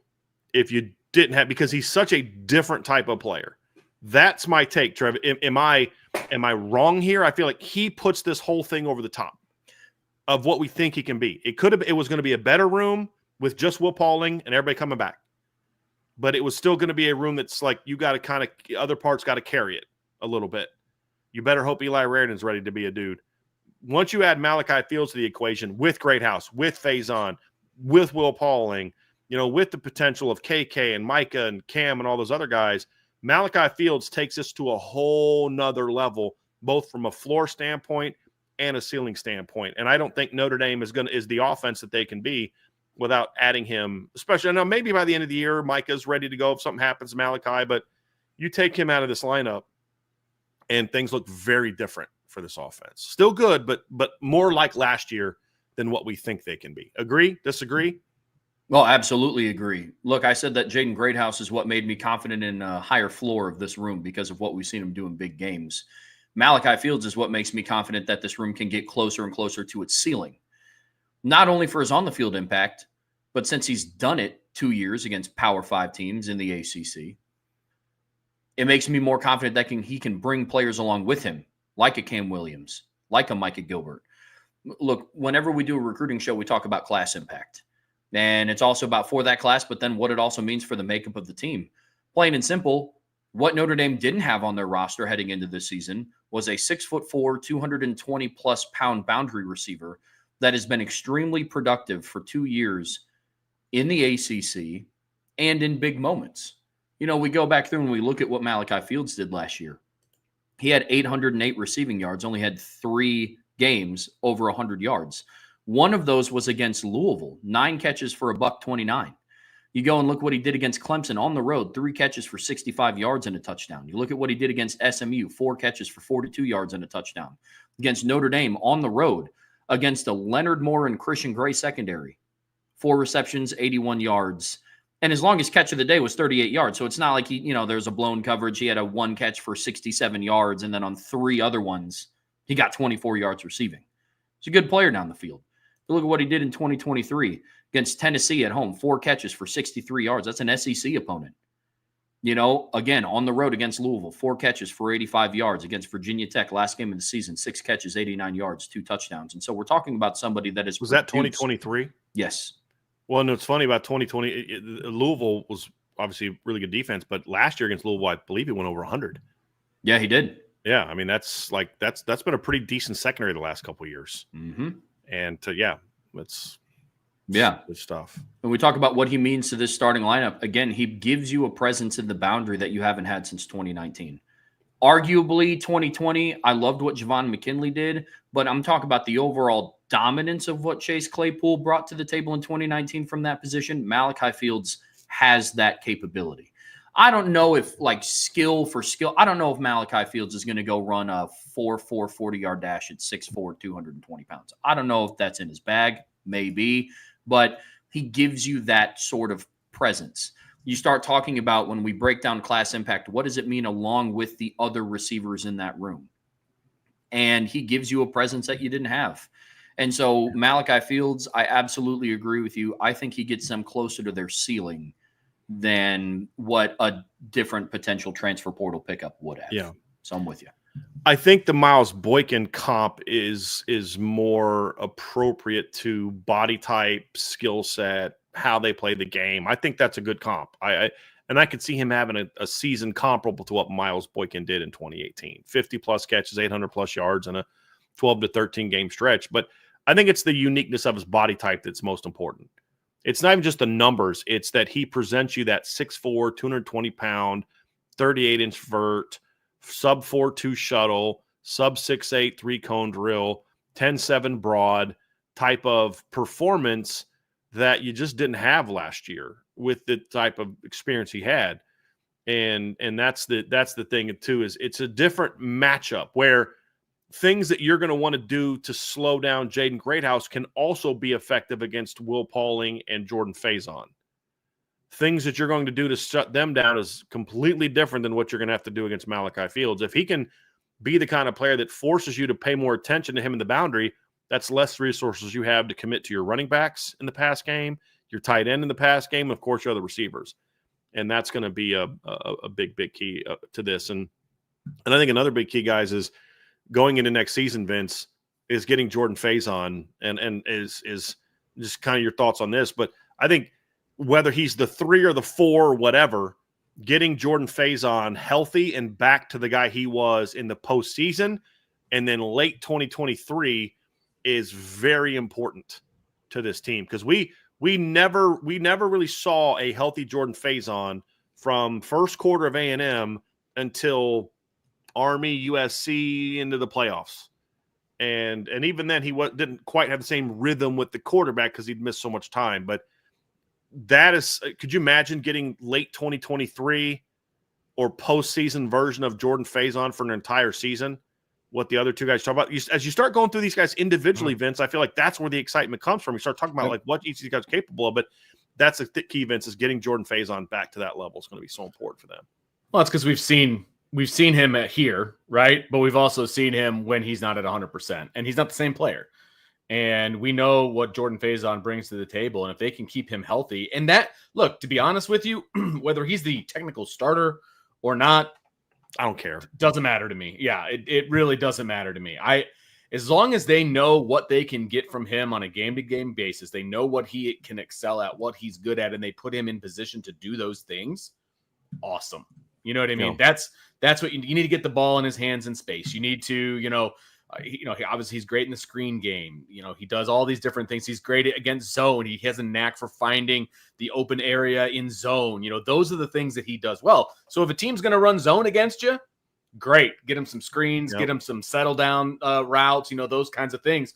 That's what you need to do with Jordan Faison. And the biggest thing, and you touched on it, is he needs to stay healthy. Mm-hmm. And obviously playing 2 sports at a high level is a lot of wear and tear on your body. Okay. I would never ask him not to play lacrosse. I'd never do that, right? But you want him to be healthy in the sport that he's getting a full scholarship as well, which is football. Like, I get it. Right. But if it's not for the lacrosse team, you don't have him on your football team. 100%, because he doesn't come to Notre Dame as a football player. Exactly. 100%. Exactly. So it's like, I would never tell him not to do lacrosse in a million years. Maybe that's his number one, and that's great. You just hope that he can stay healthy for an entire season. And if now that you have another guy who plays his position at a high level, you can take some of that burden off of him, and now maybe he can stay healthy a little bit longer. Look, injuries happen. You can't predict injuries. It doesn't matter what position you're playing. It doesn't matter, any of that kind of stuff. You can't predict injuries. But what you can do is you can take the load off of a guy a little bit, and when he's in the game, you use him to his highest level, but he's not on the field quite as much, but his impact is higher. So I think there's a nice give and take there that hopefully they can find throughout the season to keep Jordan Faison at his best, right? And I think that's going to be a fun thing to watch. I think Jordan's a unique athlete, Trev, in that I don't know that he takes the same wear and tear that other guys do, because I don't know how many clean shots you're getting on him. Right. I mean, the injury he had last year was game one. It was an ankle injury. He got rolled up on. It wasn't like it was like by November he was cooked. And that's another, but I will say this, Vince, I think that's why you need to be a little bit smart with how you're using Jordan and Will early in the year, because both of them are coming off of injury-riddled seasons. Both of them are on the shorter side. Both of them need their agility and quickness to dominate. I would maybe split some carries with them once you get past the first two games, maybe with each other, with other people, to where, look, I don't care what Jordan Faison and Will Pauling's actual numbers are at the end of the year. I just care that they're healthy and ready to be impactful in the postseason. I mean, you look at what Jordan Faison did against Georgia.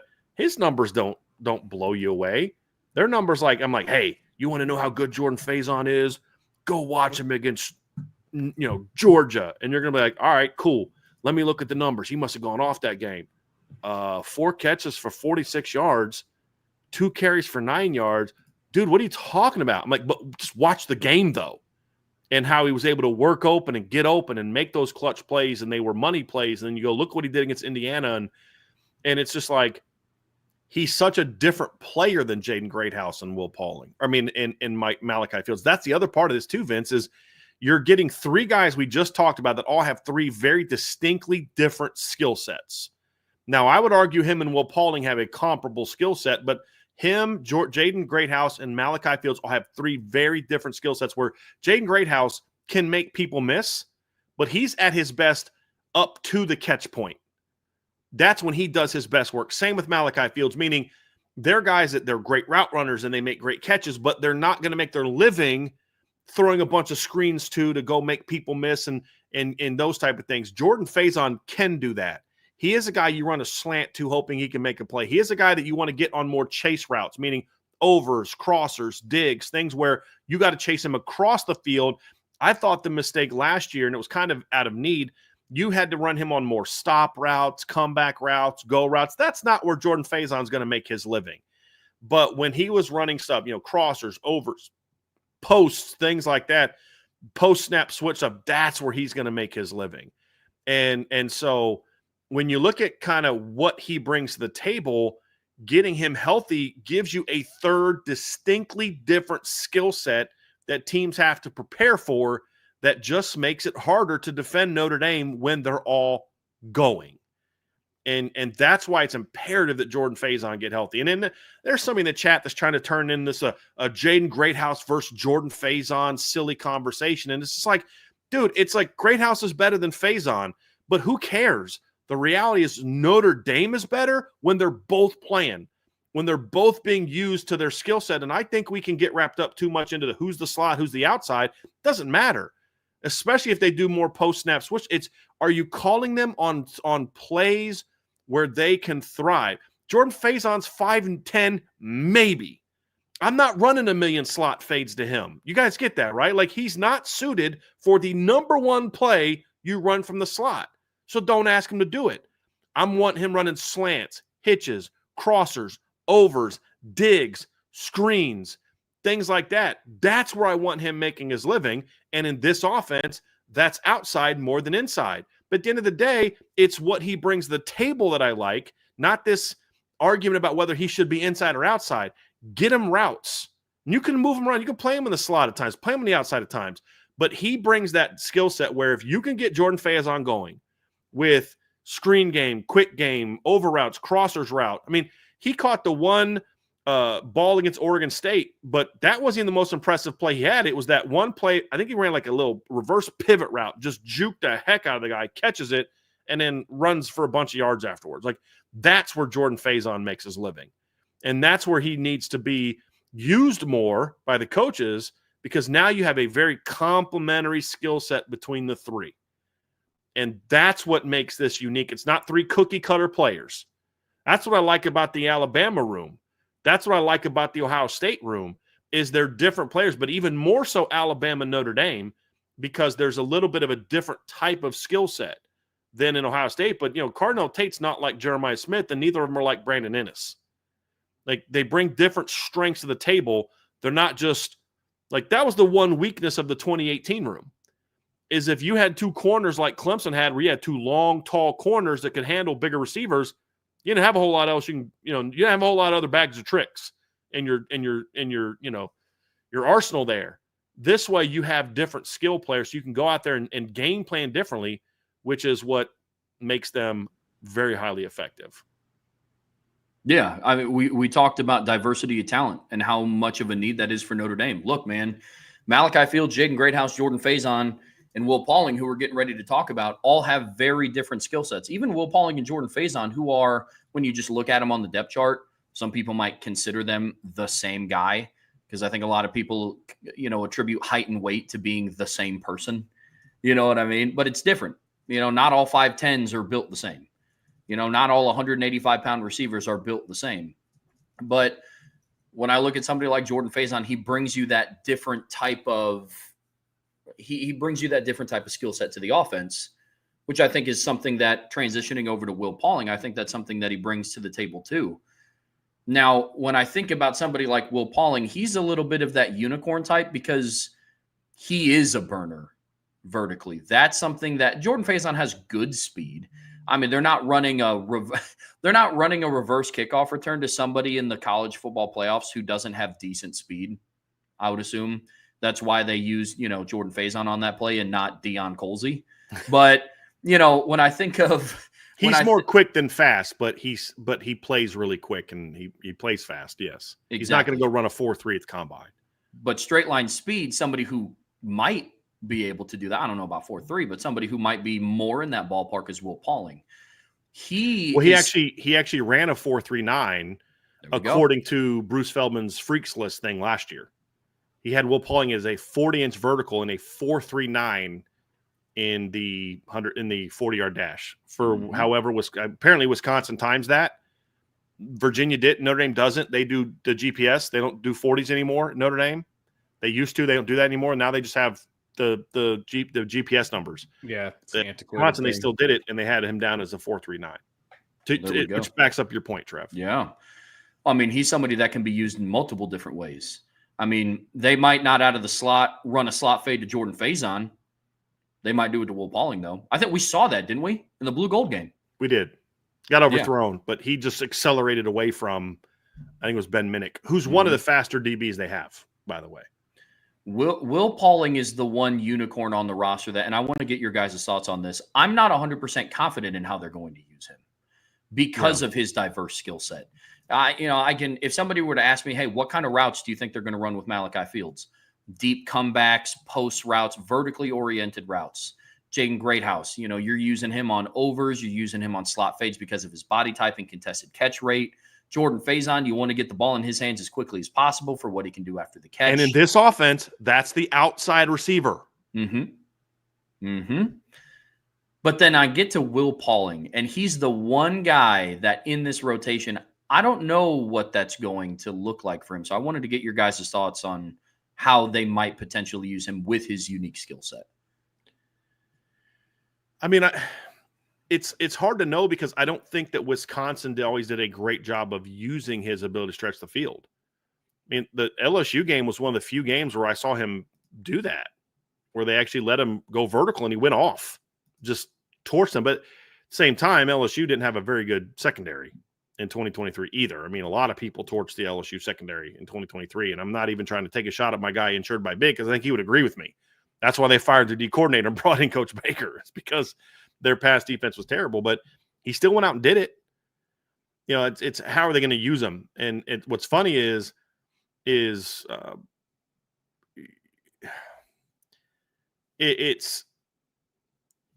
when you look at Will Pauling, it's like, okay, we know what he did at Wisconsin, and I think a lot of that translates here to Notre Dame. But the question is, his slot percentage last year was the same as what Jane Greathouse's was. This is the number of snaps he played in the slot. The question is, how does his game translate outside? And that's where I'm very intrigued by him, because he can do a lot of the things that Jordan Faison can do, but the one thing he has is he has the vertical speed and more girth and size to maybe make some more plays on the outside on vertical stuff. Where we saw last year, Jordan just on a deep route, because Jordan's not a burner, by the time you get to 30 yards, the corner's caught up to him. And now it's, can you outplay a guy for the football? And that's not Jordan's game. And that's fine. That's not everybody's game. It's how are you going to utilize guys to do what they do well. And that's just not something that was like in his wheelhouse as a receiver, to just go out and win a bunch of uncontested catches. But when I look at Will Pauling, he has the speed to outrun guys more. And that's where I think you could maybe take advantage of him a little bit more, is with Will Pauling, is can you use him to stretch the field a little bit more from that position as a Z than maybe you did in the past with that position. But that's a bit of a projection, guys, because we didn't see Wisconsin use him to do that a whole lot. But that was the nature of their offense. And again, that's because of slot players, it's a different type of player. So I'm very curious to see how they're going to utilize that speed aspect of it. Do they utilize it on slants, screens, crossers, overs, chase routes, or do they give him some opportunities to stretch the field outside? I think that'll be determined by how well he does those things in practice, but that is an intriguing aspect to say, boy, you get a 4.39 guy out there. I'm not someone who loves to just drop back, throw go balls all day, but if you can hit a couple of them, it changes how teams defend you. And it's a big, whether it's a straight go, whether it's a post-snap switch, whether it's a sluggo, like they did against Penn State. I mean, you can do it different ways, but you've got to be able to make those plays down the field on the outside. And Notre Dame just simply did not make enough of those last year. Malachi Fields gives you that kind of player. Jaden Greathouse gives you that in the slot fade type of manner, which ends up being caught outside, but you're attacking it from the slot. But can you get that from the Z? They had no vertical presence from the Z last year. None.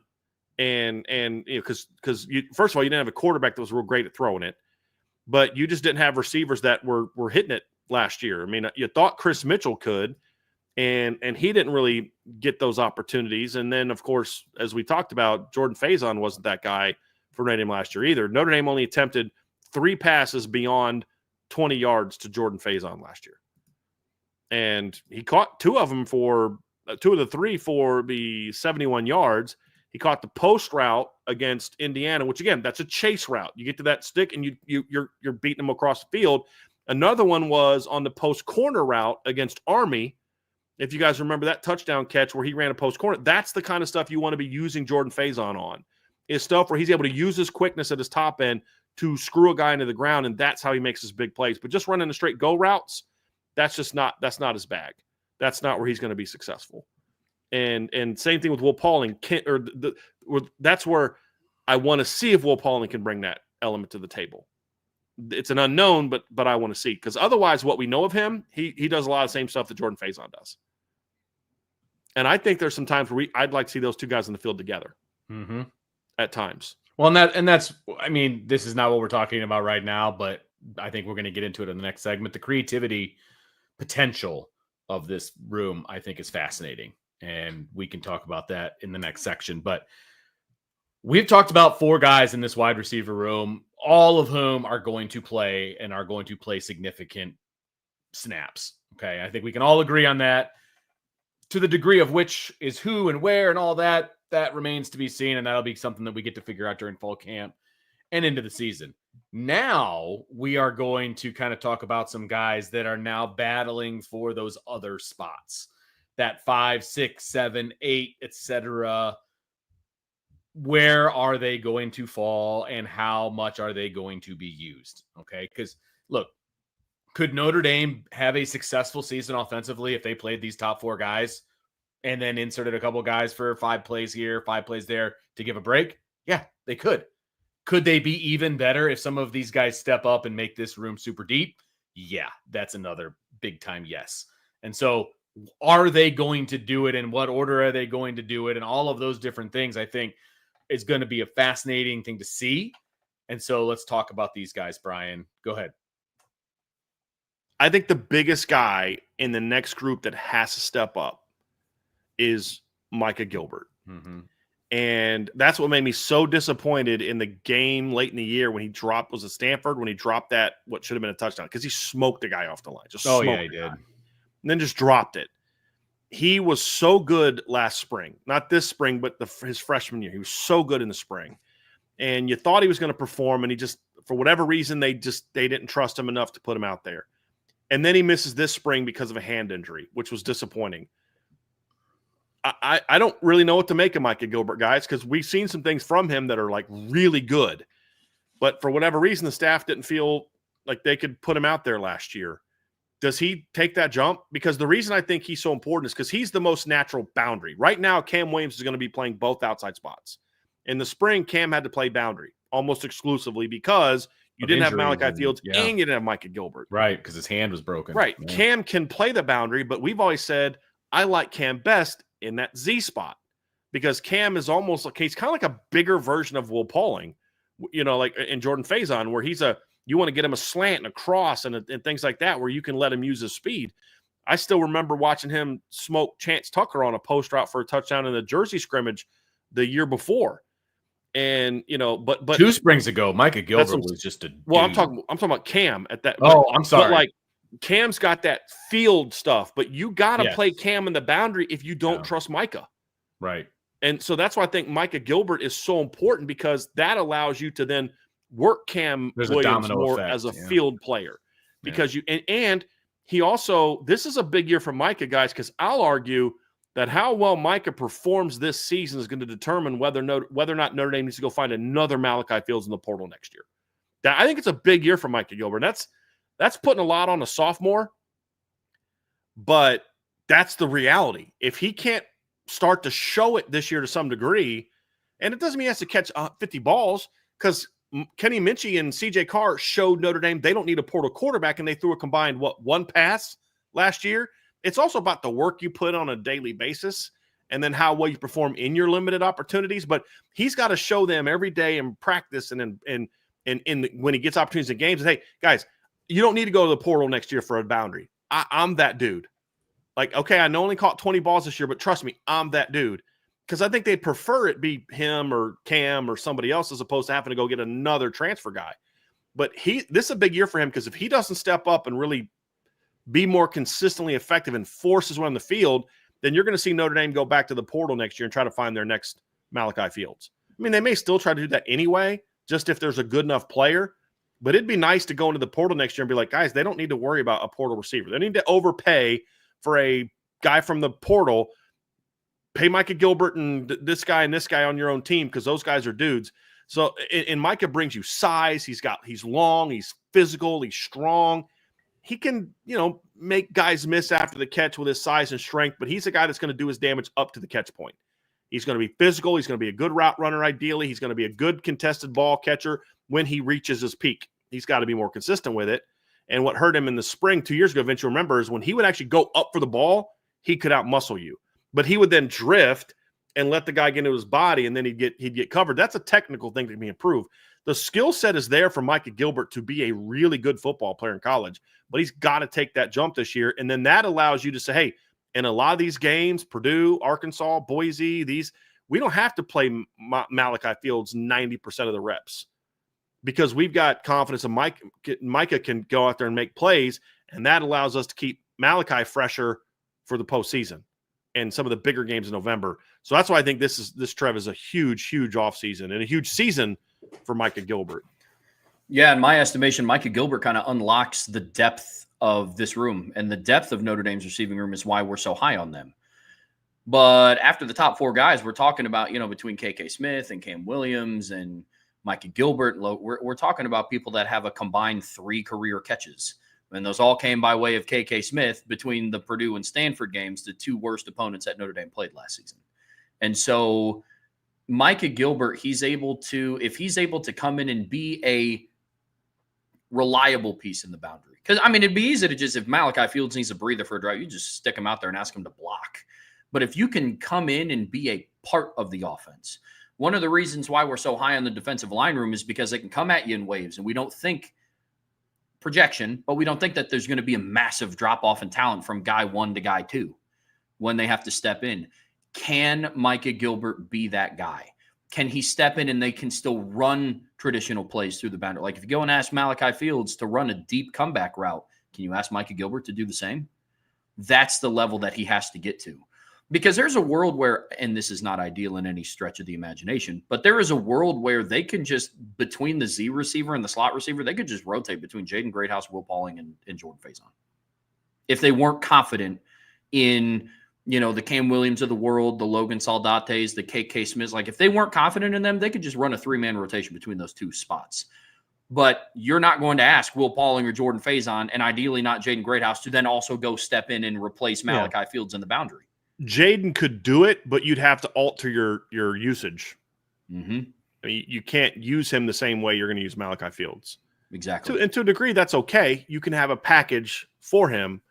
But to your point, though, they can get away with it. In the way that their offense works with motions, it's just they can go 11 personnel and flex Eli Raridan out into the boundary and put those 3 guys to the field if you want to give Malachi a breather.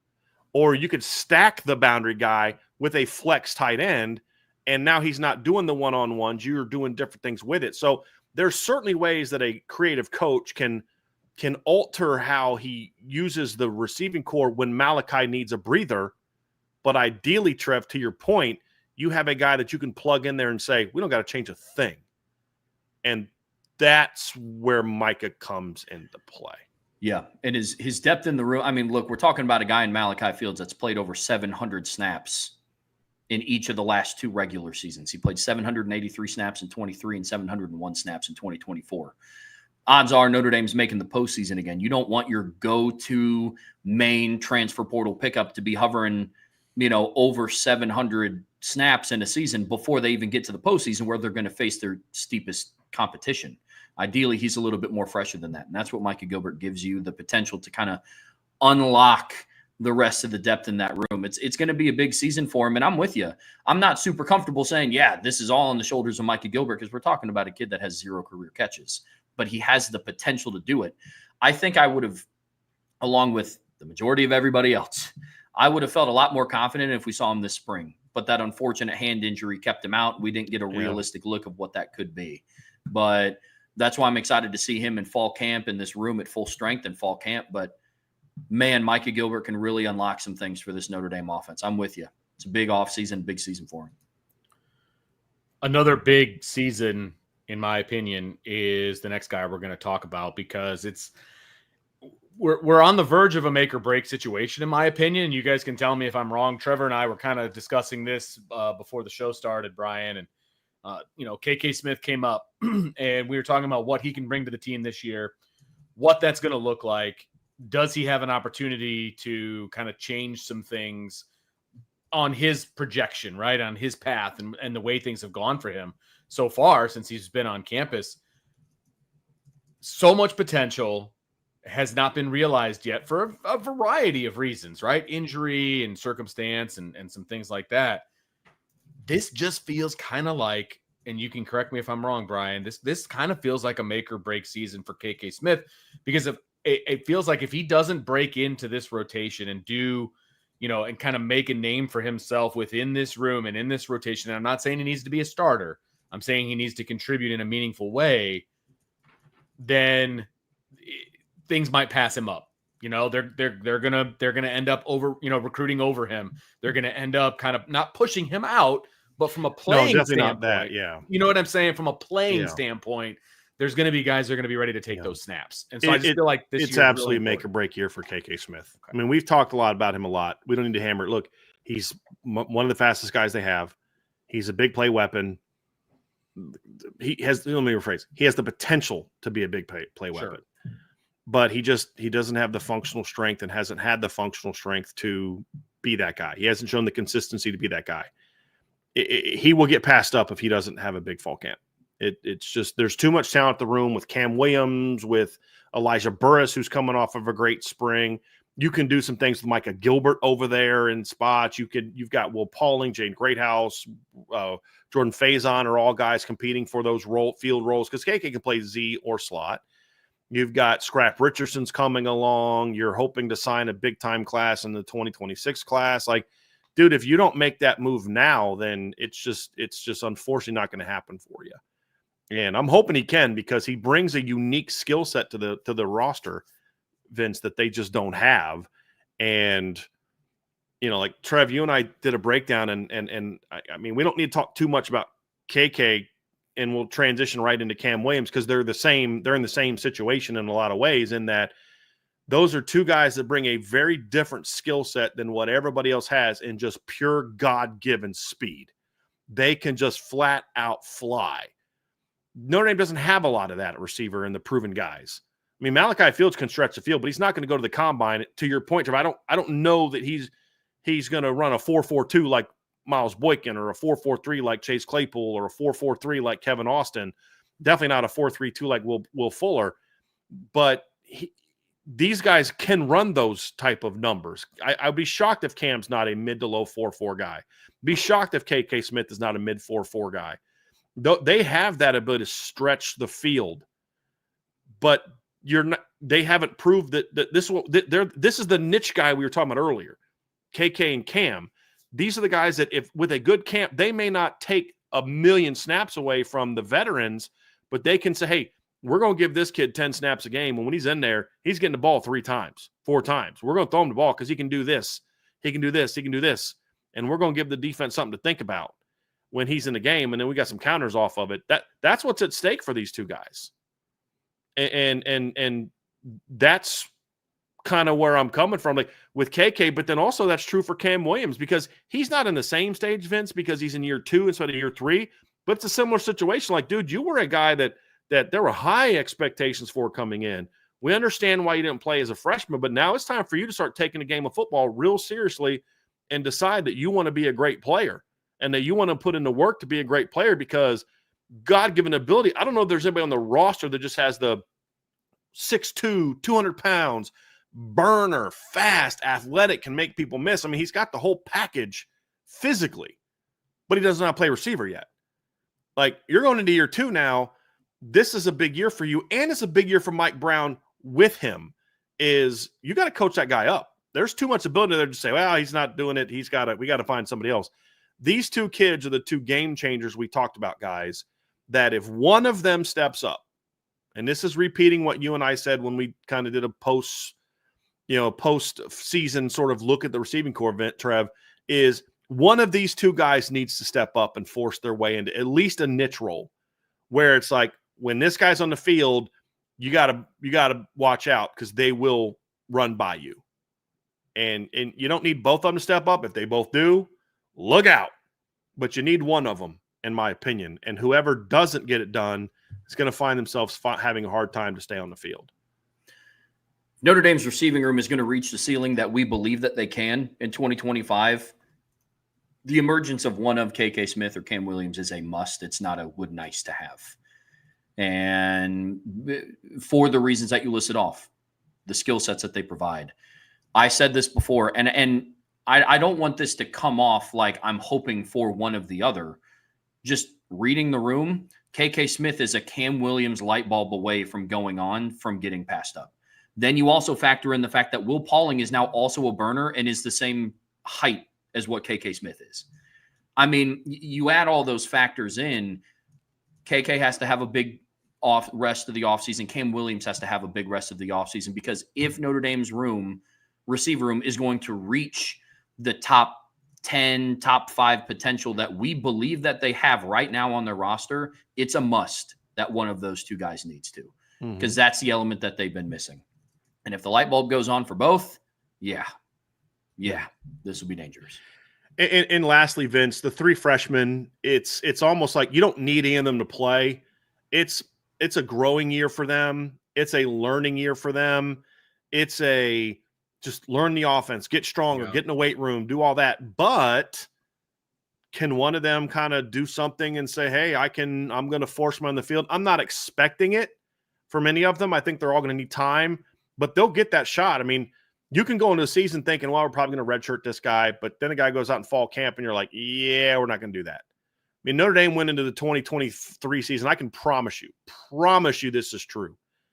There was nobody at Notre Dame that went into fall camp thinking, hey, I think this Faison kid's going to step up and really help us this year. Nobody was thinking that. He was a walk-on who was a lacrosse player. They thought he could help them down the road. They liked Jordan Faison. Like, they thought he could help them down the road. Nobody thought he was going to come in as a freshman and in 7 games catch 17 passes for over 300 yards and have a 100-yard performance in a bowl game. Like, nobody thought that. But he earned it. He forced his way into that rotation. And the only reason he didn't play sooner is because they knew the minute he steps on the field, they got to take him on as a scholarship player in football. Like, that's how well he performed. So they can do it, guys. It's capable, but I just don't think we enter the season expecting them to do it. But it's going to be fun to watch, especially Elijah Burris kind of show out and be like, hey, can he build on what he did in the spring? He's a pretty good player in the spring. Can he build on it? And he's the guy, Trev, that you were talking about, is if KK doesn't step up, if Cam Williams doesn't step up, it's guys like these two, Logan Saldate, Elijah Burris, Scrap Richardson. You got to be looking over your shoulder for those guys to pass you up if you can't really go out and prove yourself. And I think that's really where that test comes from. It's maybe not so much for this year, but kind of forcing yourself to go into next year. And that's kind of where I'm coming from on it. Yeah, I agree with everything that you said. Freshmen, I'm not really expecting much of them. It's anything that you get from them production-wise, gravy on top, man. Gravy on top. Yep. Helps if I unmute myself. All right, that is going to do it for our kind of roster breakdown of the wide receiver room. Now we're going to kind of get into some different things, but before we do, make sure you hit that like button, that subscribe button, that notification bell, share with your family and friends. Of course, jump on the boards, the premium message board at boards.irishbreakdown.com. Still some more dominoes to fall in the recruiting world in the class of 26, Brian. And I know that there's some guys that are going to be given their, the decision, their commitment decision here this week. So it's going to be a busy week for recruiting. And, your spot to find all that out is Irish Breakdown, the boards at boards.irishbreakdown.com.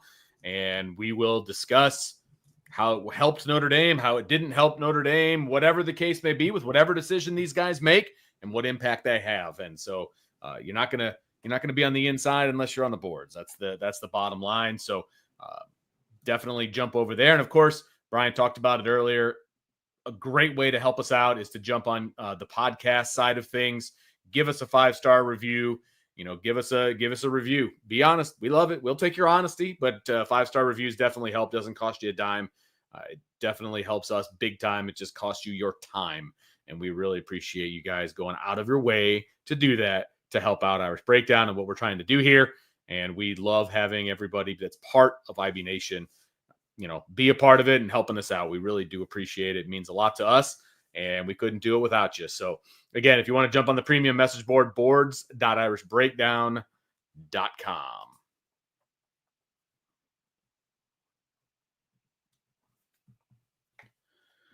The final segment of the wide receiver breakdown, we are going to kind of talk about the big questions for this group. We're going to make some predictions about this group and kind of go from there. And so there are a lot of questions when it comes to the wide receiver core, and we kind of touched on some of them at the beginning of the show, Brian, but this is going to be a big year for this group.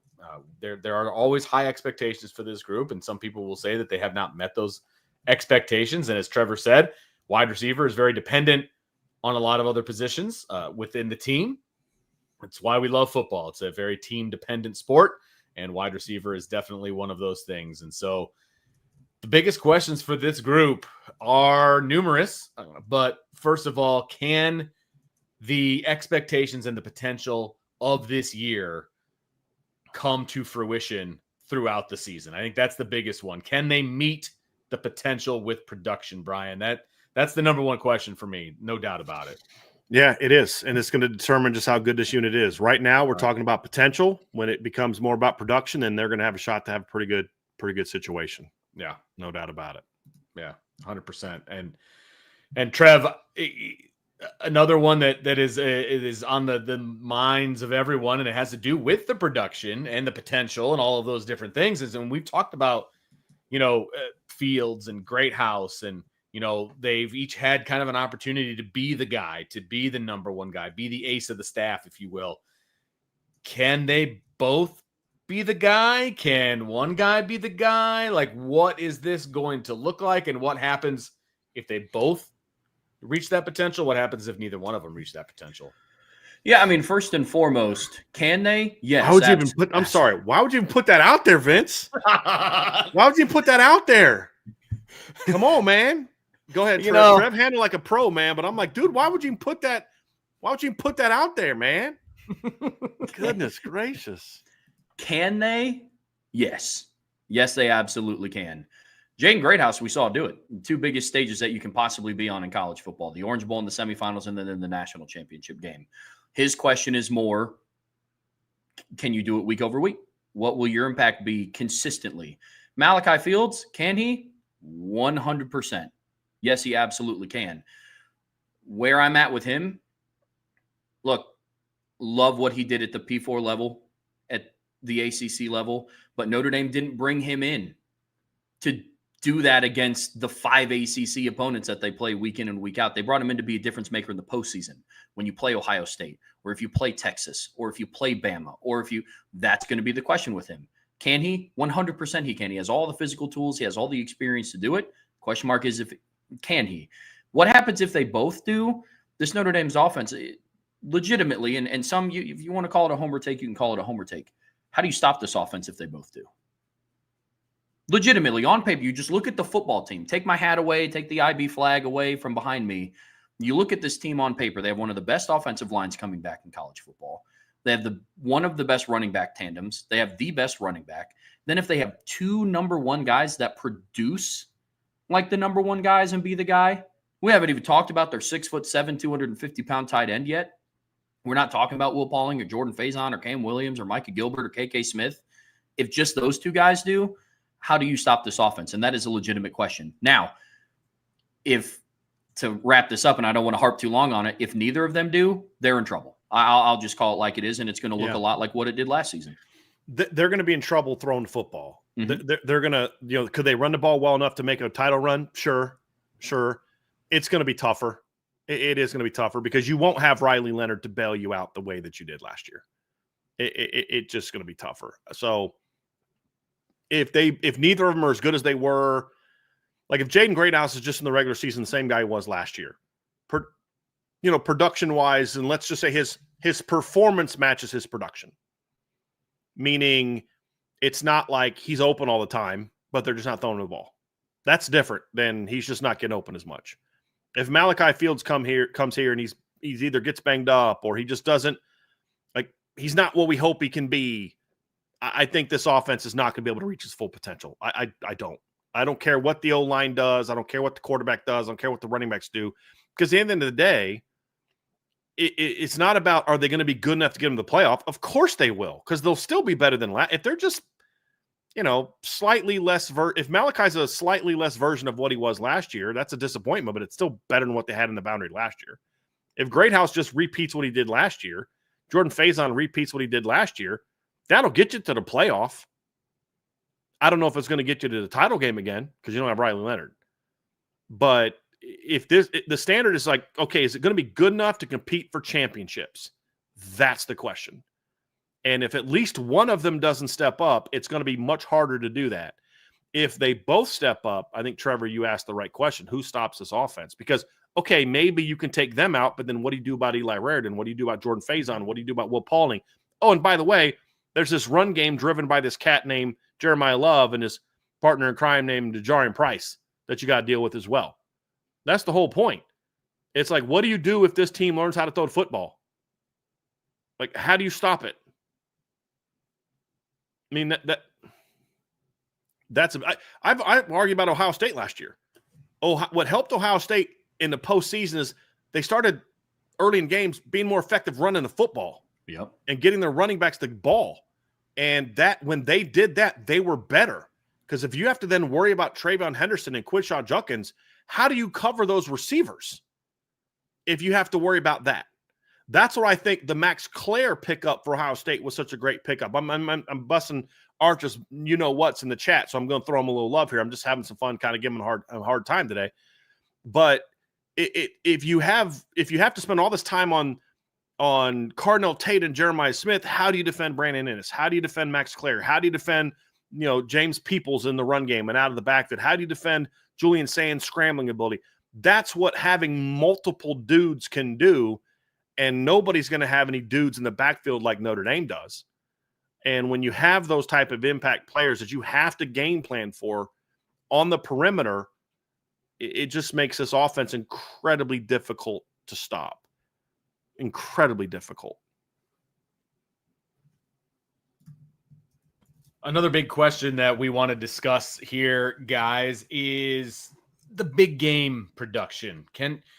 We saw a little bit of that, obviously, in the postseason for Notre Dame. They wouldn't have made it to the national championship game without big game production.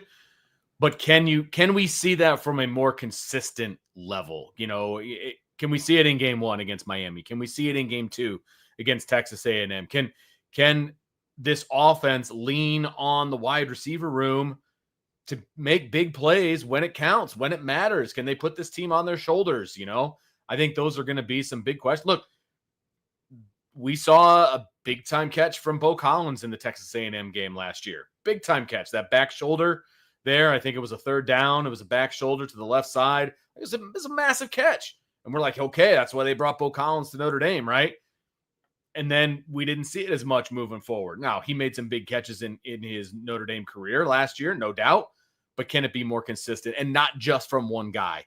Can it be more than one guy, Trev? I think big game consistency is a big question for this group. This is actually interesting because, and it's funny that it's coming from me of all people, but you could make the argument that their big game consistency last year was actually pretty good. Yeah. I think where they get a lot of flack is in the games where you think that they should be going for like 5 for 100. They go for Stanford. Like 1 for 16. Yeah. But you go back and think of the big games that they played in the regular season. Texas A&M, Jaden Greathouse, huge third down catch. Bo Collins ended that game with over 60 receiving yards. Did what you would think a boundary receiver at Notre Dame should do. Huge money catch on a back shoulder on the drive to take the lead, had over 60 yards of production in the game. I mean, even early in the game, they were getting in the ball on screenplays. I mean, there was like a 3rd and 17 that he got down to like a 4th and 2. I thought they were going to go for it. They didn't. On the road, obviously turned out to be a good play. You fast forward to Louisville. Jaden Greathouse, good game against Louisville. And then you get into the postseason. I think where Notre Dame has this, I guess you could call it reputation of not having consistent performance in big games is it's not consistently one guy. And unlike other teams where, I'll use Ohio State as an example. That they just will always have Jeremiah Smith. Notre Dame doesn't have the Jeremiah Smith in previous year. Alabama has Ryan Williams. And that if it's a big moment, you look for Ryan Williams in that time. Where it's a little different for Notre Dame is it is a different person. This year, I think you might have more of a narrow field of view where I think on a big play, big moment, big game, you kind of start at the top with Malachi Fields and Jaden Greathouse. But if you really break down last season, in big games and big moments, this group was actually kind of money. It's just, it's the other games. Polar opposite of what they've always been. Literally. Polar opposite. Complete 180 from 23. The drops were always in bad, like the Jaden Greathouse drop was a big, bad drop because of what happened in the game. But like, you didn't go into that game thinking this is a huge game. Right. It ended up being a huge moment. Right. Yeah. Right. Right. You didn't go in there thinking that was going to be the case. You caught the ball really well against Texas A&M. You caught the ball really well against Louisville. I mean, you think about, Jaden Greathouse made 2 huge plays early in the game against Louisville. I know Bo had 2 drops in that game, but like Jaden Thomas has the money 4th down catch in that game. And the receiver step up and play. You think of early in the Navy, Jaden Greathouse just spins a guy into the ground and gets open for a big play. And what was a top 25 matchup? You think of how well Jordan Faison and the receivers played early against Army in a top 25 matchup. And you look at it and say, well, yeah, the receivers played pretty well in games where it was a big game. Indiana, I thought they played well for what their role was. They played well against Georgia for what their role was. And then, of course, Penn State and Ohio State, it was a lot of those games against teams that aren't that good. Dropping balls against Northern Illinois. Stanford. Stanford. It's just like exactly right. It's those games where you're just like, dude, what is going on right now? Like, what is happening to this unit right now? Like, what are you guys doing? You're not able to get open against Miami of Ohio, but you're going to get open against Georgia and Penn State and Ohio State. Like, what is going on right now? I don't have a clue what's happening right now. You had 2 drops against Miami of Ohio. Like you said, you go in against Stanford and you're dropping ball. You're getting the ball ripped out from behind you and you fumble the ball. I had 4 drops against Stanford. The wide receivers did 4 drops against Stanford. Yeah. And you're just like, what the heck, man? And that was what was so frustrating. But in the big games, they tended to play pretty well. Mm-hmm. So it's just consistency, not just not consistency in a big game, but consistency, period. Yeah. Show up every day. Do your job. That's going to be a big one, right? Yeah. Should be a lot of fun. And now we get to that time, gentlemen, where we get to kind of put on our crystal balls. And we don't put on a crystal ball. You look into a crystal ball. Yeah, that would be weird. Yeah, that would be weird just walking around with Vince getting the show. He's got a crystal ball stuck to the top of his head. Like, dude, you don't get the expression, do you? I want that way. Yeah, I want the hat like Karnak, from Johnny Carson. He puts the envelope up. And so that's what we're going to do. We're going to be predicting the season for Notre Dame, and we're going to have some bold predictions. We're going to have some regular type predictions and things of that nature. And so, all right, you know what, Trev, why don't you get us started with your breakout prediction? So a player that you think has the potential to be a breakout player in this group. Yeah, we talked about him a lot earlier in the show, and we're putting a lot of weight on a redshirt freshman that has 0 career receptions. But I think Micah Gilbert is really going to turn some heads this year because his role is different from other players in that room when we talk about depth. He's somebody that not only it would be nice for him to come in and relieve Malachi Fields, but I think he will.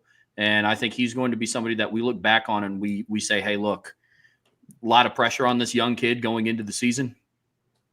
But he stepped up in moments where they needed him to. And again, I'm gauging this off of the big moments and the big games that they play. And we're not going to have to wait that long to find that out either. I'm not saying that he's going to start splitting reps with Malachi Fields, but I think it's going to be very apparent that when we're watching games on Saturday, there isn't going to be this monumental drop-off in production from when Malachi Fields is on the field in the boundary to when Micah Gilbert steps onto the field in the boundary. So he's my breakout prediction.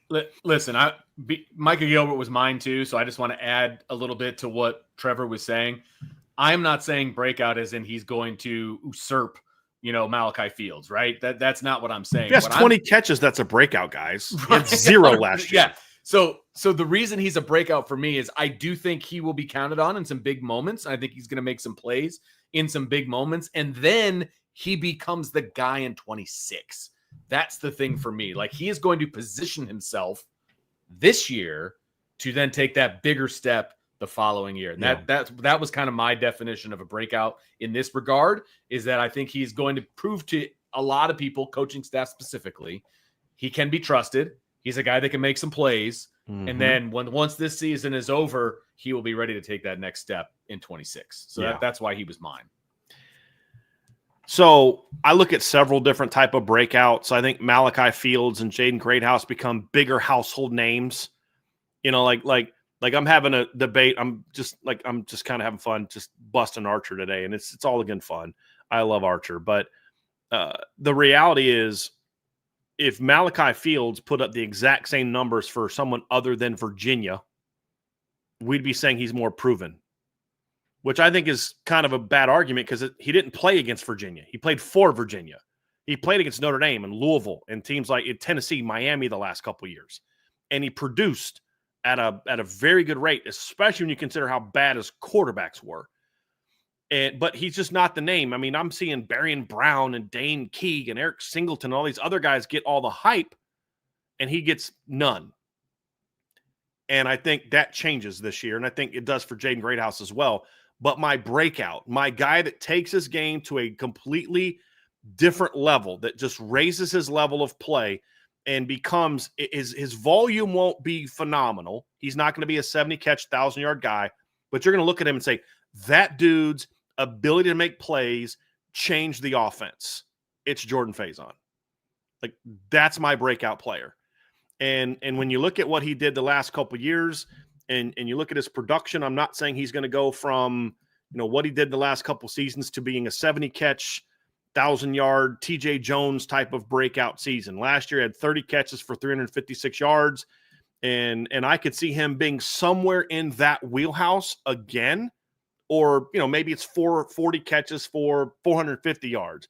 It's not going to be the volume per se. It's going to be the money plays. You may look at him like he had 3 catches for 43 yards, but you can name every catch because it was this big play that, moved the chains, or it was this clutch play. And there may be games he has like 2 catches for 12 yards, and then the next week he goes 6 for 100. Like it won't be like a giant volume season jump. I think it'll be better than last year. I just don't think it's going to be like double what he did last year. My point is going to be he's going to be clutch. He's going to be impactful because I think the stuff he does well fits the quarterbacks that they have now better. The slant routes, the screen stuff, the crossers. Riley just wasn't a super accurate player throwing a crosser. Mike Denbrock realized it, and he stopped calling it for a chunk of the year. Just wasn't an accurate thrower on that stuff. He wasn't an accurate thrower finding the dig routes and finding the over routes. I think CJ and Kenny throw those routes really well, especially CJ. So I think the quarterback performance is going to also fit what Jordan does well. And that's why I think he's going to be a much more impactful player this year. I don't know what the volume is going to look like. I just think he's going to be important. And people can focus on whatever. It doesn't – I'm not going to let him keep distracting me. I'm just going to mute him. But the fact is, it's about playmaking. And the stuff he does well in this offense is outside. That's where you need to line him up at and play him. And that's where this – because you can invert, you can set him in motion, you can do jets, you can do different things, you can do the little a lot of where Jordan had success last year is when you'd motion him down and stack and do post-snap switch stuff, slant routes where you're going to not get – a slot receiver is not going to catch a slant and be in space. He's going to be in the middle of the field. An outside receiver is going to catch a slant and be in space. He's going to catch the now screen, the crossers, the overs, the digs, things that really fit his wheelhouse. And that's why I have him as my breakout player in regard to, like, again, I'm Greathouse and Malachi, I'm kind of almost assuming certain breakouts for them. The guy that we're not talking as much about, some people do nothing but talk about Jordan Faison, and they think he's like the Bolitnik. You think he's Golden Tate. But he's going to be a much more impactful player for Notre Dame this year. And I think his production is going to be the thing that kind of puts this thing over the top. And you get that third receiver that can really impact the game. And I need to see Will Pauling do it. He could easily be the pick too. But Jordan Faison, if he can stay healthy, is the reason that I think this receiving corps goes over the top. Because the 1-2 guys they're going to do what they do. But getting that third guy that can really be a difference maker in different ways than those two guys is huge. Because if you think about it, the most of the stuff that Jaden Greathouse and Malachi Fields do well, they do well down the field to some capacity. One of the best things Jordan Faison does well is catching the ball behind the line of scrimmage or within 5 yards of the line and then doing something with it. You know, having them run a pivot route or a China route and just having them catch the ball in space and then take a 5-yard catch and turn it into 15. I mean, what was the one big play that he had against Penn State? He caught a screen behind the line, made dudes miss, and picked up a first down. Was that second half that he did that? I think he did that in the second half. Yeah, he did that in the second half. He also caught a slant route on that 2-minute drill. Yeah, that's at right. the end of the half. That's right. But he just catches the ball behind the line of scrimmage, makes dudes miss, boom, boom, boom. Next thing you know, he's getting tackled past the sticks. I think it was like 2nd and 10, 1st and 10, something like that. And just boom, that's what he does well. Mm-hmm. Jaden can do that, but not as well as Jordan. Malachi can do that, but not as well as Jordan. And that's what I think he's going to bring to the table. Love it. All right, guys. How about some predictions for the unit? You can go any direction that you want to go, but your predictions for the entire wide receiving core, if you will. Trevor, I know you got some good ones here. Yeah, I feel like I kind of let you guys down with some of my bold predictions from the last time we did. Oh, you're going to make up for it. Your bold predictions that weren't bold? Yeah. Oh, you're going to make up for it. Running backs are going to carry the ball and gain yards. Yep. I'm confident of it. Exactly. Exactly. So I have a prediction for this wide receiver room, and it's bold. It's actually very bold, but we'll see. I think the receiving room this year is going to account for 3,000 receiving yards. And I factored in tight end production, and I also factored in running back receiver production as well. And so if you go like talking about overall passing yards, because so just so I want to say, you're saying the receivers will have 3,000 yards by themselves, is what you're saying, right? Not factoring in tight ends and running backs as part of that 3,000, right? Though that production will be outside the 3,000. No, I'm saying when I came up with my numbers for the receiving room, I also took into account what the tight ends and the running backs would also account for, thinking overall passing yards of the season. I think the wide receiver room will account for 3,000. Okay. Yep. That's what I was trying to understand. Yep. That's bold. That's bold. It sure is. It sure is, especially considering. Trevor, give us the past for what they've done. So if you go back and you think about the past, you go and you look at 2022, the wide receivers, just the receivers, accounted for 1,305 receiving yards. That's rough. In 2023, in 13 games, they accounted for 2,143 receiving yards. And then last season in 16 games. It's more than last year. Is more. Yeah, I know. And then in 2024, in 16 games, they accounted for 2,119 receiving yards, 14 touchdowns. 16 games. Now, we're basically getting a 900-yard jump in production. And that's over 15 games. Now, there's a chance Notre Dame plays 16 and those numbers go down, but then you break it down average per game. Notre Dame's receiving core as a unit will average 200 yards a game. I also think Eli Raridan's going to be somewhere around the 500-ish range. So he's like 36 yards a game. And then I also factored in running backs. I think running backs will be around like 450 yards when the season is said and done. That's 30 receiving yards a game. So you break it down, you're getting a little bit, I would say, over 250 passing yards a game. But I do think from total offense output, Notre Dame will be right around that 450 yards a game mark, 200 rushing, over 250 passing, give or take, depending on the week. And this is as a whole unit. And so that's my bold prediction. And then to add on the bold prediction, I think they're going to do that and also not having a 1,000-yard receiver. Okay. So you went positive and not negative, but like. And just so we're clear, I think I answered this correctly in the chat. Somebody asked, you're talking that 3,000 is for the entire season, correct? Yep, for all 15 games. Okay. Or 16. I was about to go off. We were about to change the topic for today's show because Brett McMurphy's moved over to On3, which is totally on brand for On3 to hire Brett McMurphy. But he put a postseason playoff prediction. And I went through his first round playoffs, and I'm like, he didn't have Notre Dame. And I'm about to go off.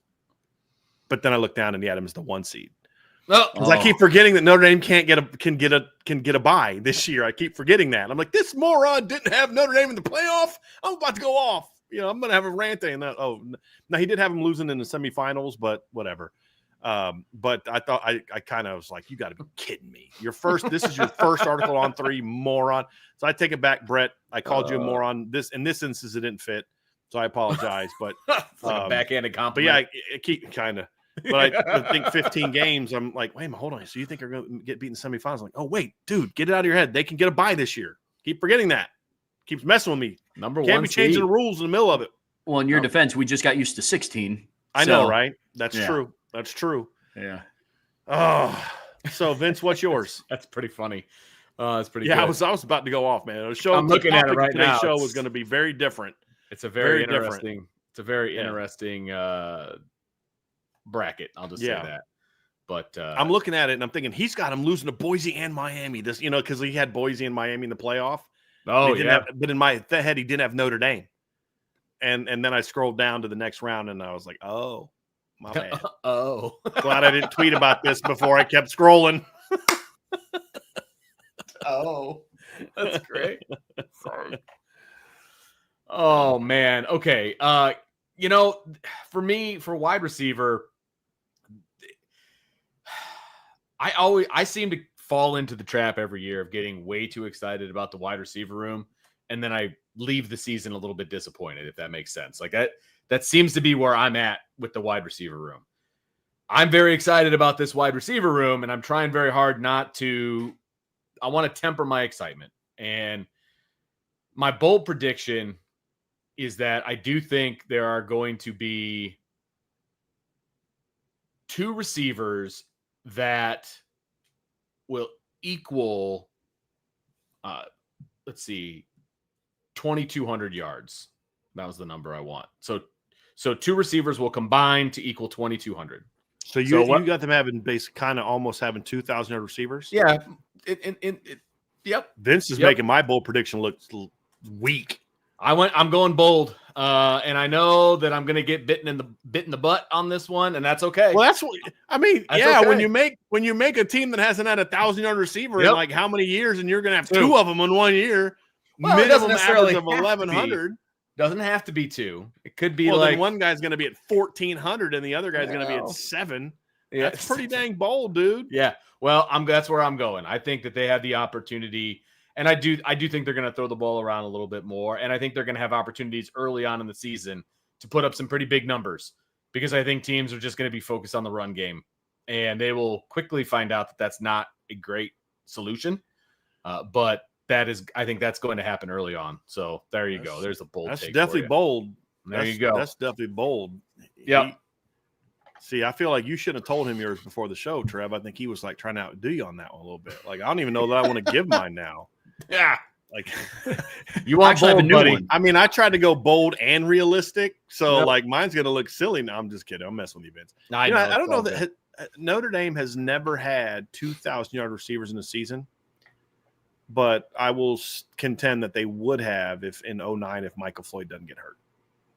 Because he finished with almost 800 and missed like 3 or 4 games. Mm-hmm. And Golden finished with almost 1,500. Now, Golden doesn't have that 496 or 497 or whatever if Michael Floyd doesn't get hurt. Because if you look at it, Michael Floyd was their go-to guy before he got hurt. They did it in 2005. 2005? Oh, that's right. Samarjan Stovall. That's right. That's right. And they didn't do it in 2006 because Raymond never got to 1,000. But he did have 15 touchdown catches. I think 15, right? Forgot about 2005. So they've only done it once. Well, and here's the other thing. There's more games. You got to take that into account. But they've never come close outside of the Charlie Weiss era. Right. I get it. I think they got the possibility of playing 4 more games than you played in the past. True. It's I'm hearing you on that. 2 is a lot, especially with a first-year starter quarterback. And we're not talking about Brady Quinn throwing that rock around, but I like it. I'll say this: of all the predictions we're going to make, I hope Vince is the most accurate. Because if Notre Dame has 2 guys that account for 2,200 yards, we go back to the point in all seriousness, Trev, we go back to the point you brought up earlier. It's how do you stop this team if they're that good at receiver? Oh, legitimately. I mean, that's something that I've been thinking about why I'm so excited for this season, because you take the Notre Dame hat off for a second, you look at it from a football analyst standpoint. It's the same conversation we had about Ohio State last year with their receiving core. If they can figure out the run game, how do you stop that offense? What they showed in the postseason is you couldn't. Yeah. All right, what do you got, Brian? All right, so I have one bold prediction that is related to a specific player, and I have another that's I'm not sure who it's going to be, but my bold prediction, I said one guy's going to get to 1,000 yards, because we've talked a lot about, they're not going to have a 1,000-yard receiver. And so I thought I'd go out here and be like, I'm going to be bold and say they're going to have a 1,000-yard receiver. Well, that's not a given in your scenario, Trev, but it'd be hard for them to get 3,000 yards from that unit, not have at least one guy get 1,000. I think it'd be harder. But Vince's scenario, it's literally impossible to not have a 1,000-yard receiver in Vince's scenario. So I'm going to say one guy gets 1,000 yards, and I'm leaning towards Malachi Fields being the guy that gets 1,000 yards, but I could also see Jaden Greathouse being there. But my bold prediction is that Jaden Greathouse will finish the year with at least 12 touchdown catches. Ooh. Because, I mean, we saw early in his freshman year, he was a touchdown machine, and then we obviously saw him again in the postseason when they finally started targeting him. That's the thing is when Jaden Greathouse gets targeted, he gets to the end zone. Yeah. Like that's a given. I mean, I'm looking at it actually, say 1, 2, 3, 4, 5. Yeah. When he gets targeted, he scores. That's just the fact. I mean, he had 2 catches in the opener against Navy, 1 against NC State, and then he got hurt, and they moved him to boundary. You look what he did in the postseason last year. Like when he gets targeted a lot, he scores. So I'm going to say, and again, entire season, I'm going to say he gets 12 touchdown catches. I just don't know that Malachi is going to be a 12 to 15 touchdown guy. Just hasn't been that yet, and that's the kind of the show me thing. But if I had to predict right now, I'd say that he's the guy that gets to 1,000, and Jaden's more of like a Raymond McKnight stat line from like 06. You remember when Rama was a guy that didn't have Samardzija was the go-to guy, so to speak. But Rama was the guy that was the touchdown maker that year. I mean, he was very productive. 67 catches, 907 yards, 15 touchdowns. Like that's like not what I'm saying Greathouse is going to do, but like that kind of stat line, 50 catches, 800 yards, 12 touchdowns kind of thing.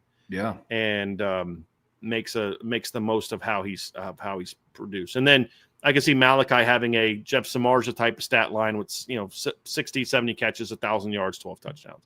I don't know about the 12 touchdowns, but he'd be the guy that gets more yards. Jaden's the guy that gets more touchdowns, and they're your 1 and 2. So that would be my wide receiver bold prediction.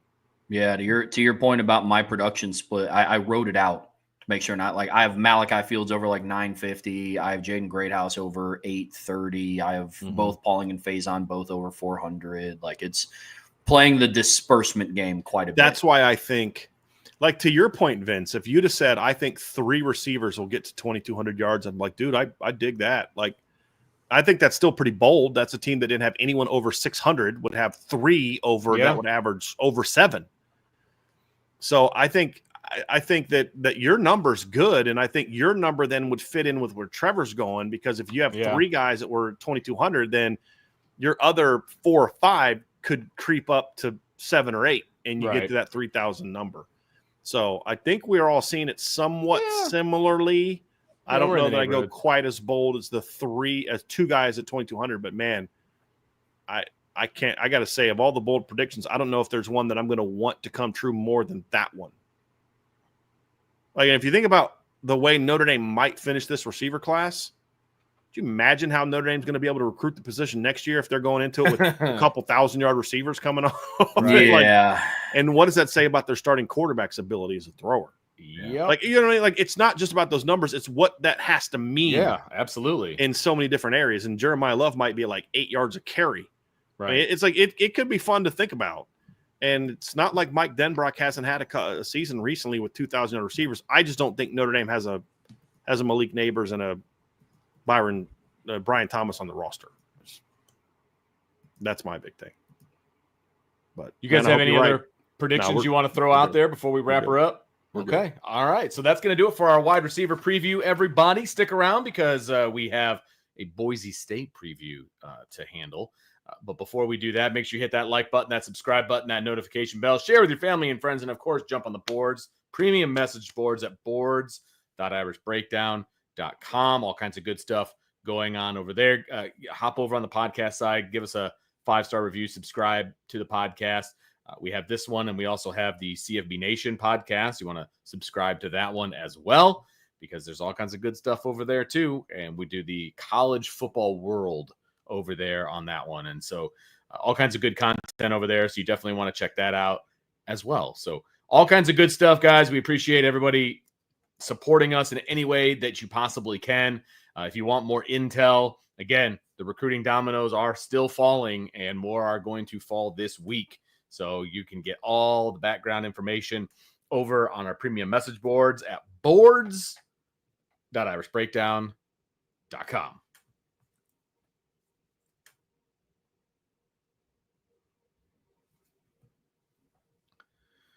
we have a preview, an opponent preview to do today, fellas. And that opponent preview is the Boise State Broncos. And Notre Dame will suit up against Boise State in, game number 5 on October 4th at Notre Dame Stadium. 3:30 is the kickoff time. Boise State comes to Notre Dame this year. And then I believe the following year, Notre Dame will travel out to Boise, correct? No? I thought they were. One and done. Is it a one and done? Okay. And done. I thought they were going out there to the blue turf. I would love that, but no, they're not.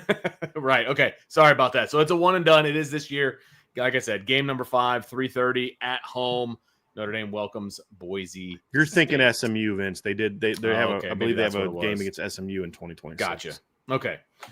Either way, they're playing the Broncos this year. And just so everybody is aware, and I like to bring this up at the beginning, we are not talking about the matchups of Boise State against Notre Dame. We are talking about just a team preview of Boise State, who they are, what they return, what they're going to look like all of those things, not how they are against Notre Dame. The only thing that has anything to do with Notre Dame is that we're going in the order of Notre Dame's schedule. Yep. Like, you know what I mean? So, yeah. So this isn't going to be how Notre Dame matches up against Boise State. We will do that show, obviously, the week of the Boise State week before the game. That's right. Yeah, right. But we are not doing that in July. We are just going to talk about the Broncos and everything they've got going on. They're coming off a fairly successful season. Not fairly, a very successful season, making it to the college football playoff as the group of 5, 4, however many groups there are, representative in the college football playoff.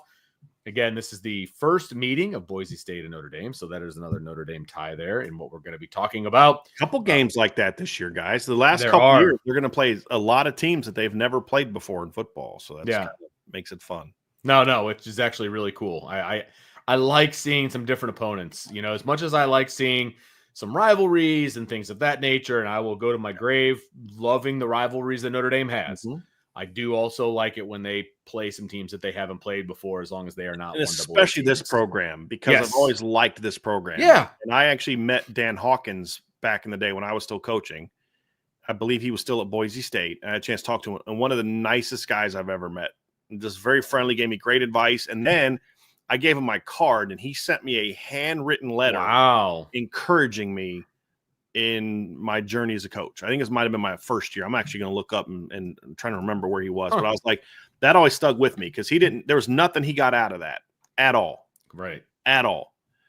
And just one of the nicest guys I've met. So I just have always kind of and I've always respected Chris Peterson's coach. So like ever since then, I've just had a little special place in my heart for Boise State.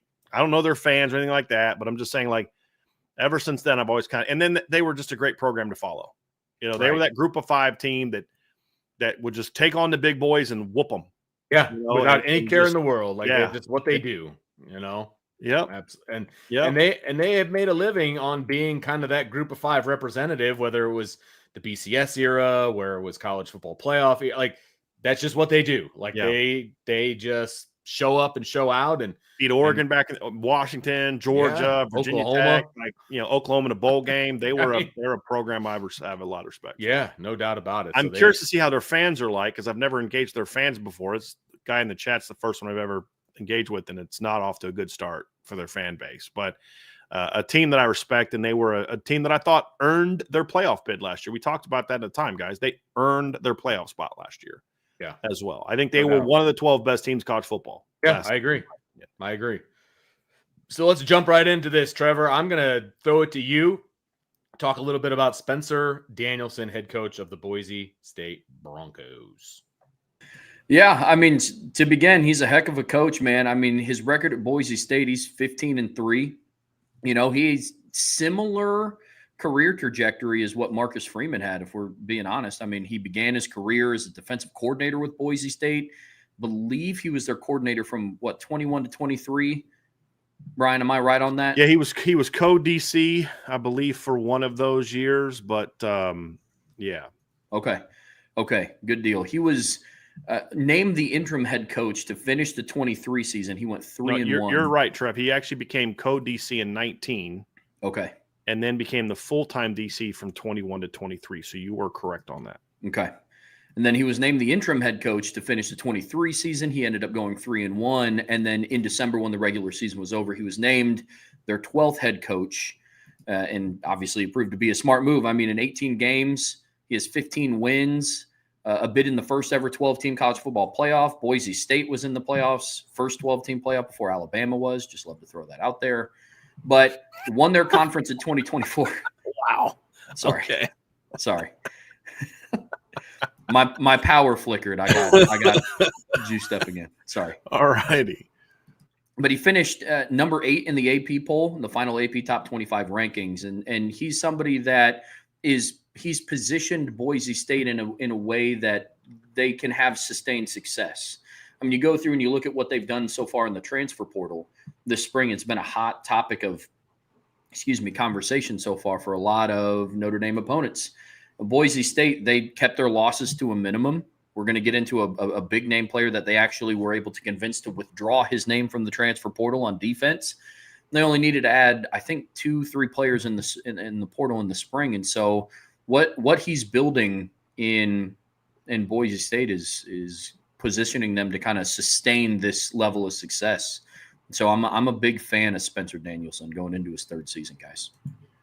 Yeah, I mean it's a cool story, right? I mean, we've seen it before. The new interim coach that people loved as a coordinator becomes a head coach, and it goes well at first, and then the next year it's like, he gets the job because they did well when he took over. They went 3-1, 3-0 in the regular season, lost the bowl game to UCLA. Gets the job. Players love him. Players respect him. He's very open about his faith, which, as you guys know, is something that I'm going to respect about a coach, because that's not always as easy in today's day and age. Players seem to really like for him, but you're like, okay, that's great. That sounds like a coordinator. That doesn't necessarily mean he's going to be a great head coach. And then they come out in his first year and they go out and prove it. I mean, they go out there and play at a high level. Their first game, they win a bit of an ugly shootout over Georgia. Ugly if you're someone who likes it. For him, it was probably ugly because he's a former defensive coordinator, and they gave him 45 points.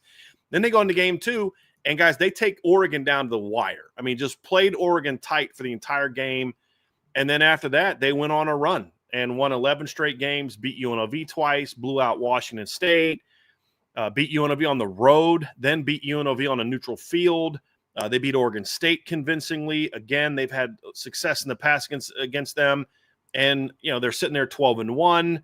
They win the Mountain West and clinch a berth in the college football playoff as the Group of 5 representative. But where they were ranked, they would have made it anyway. Even if they weren't if it was just where there was no automatic bids, Boise would have been one of the 12. And I think they earned it because, as you said, they played the number 1 team in the country on the road and played them down to the wire, played them within a 3-point game. And it wasn't like they were down by 30 and scored a bunch of points at the end of the game and made it a competitive game. And all of a sudden it looked like a 3-point game, but it really wasn't a 3-point game. Boise was winning at halftime. Boise is up 20-14 at halftime. It was Boise had a fourth quarter lead of 34-27. And then Oregon tied it and then had the game-winning field goal with no time on the clock. So, they gave Oregon everything they could handle and played great football last year. And I thought they got better as the year went on.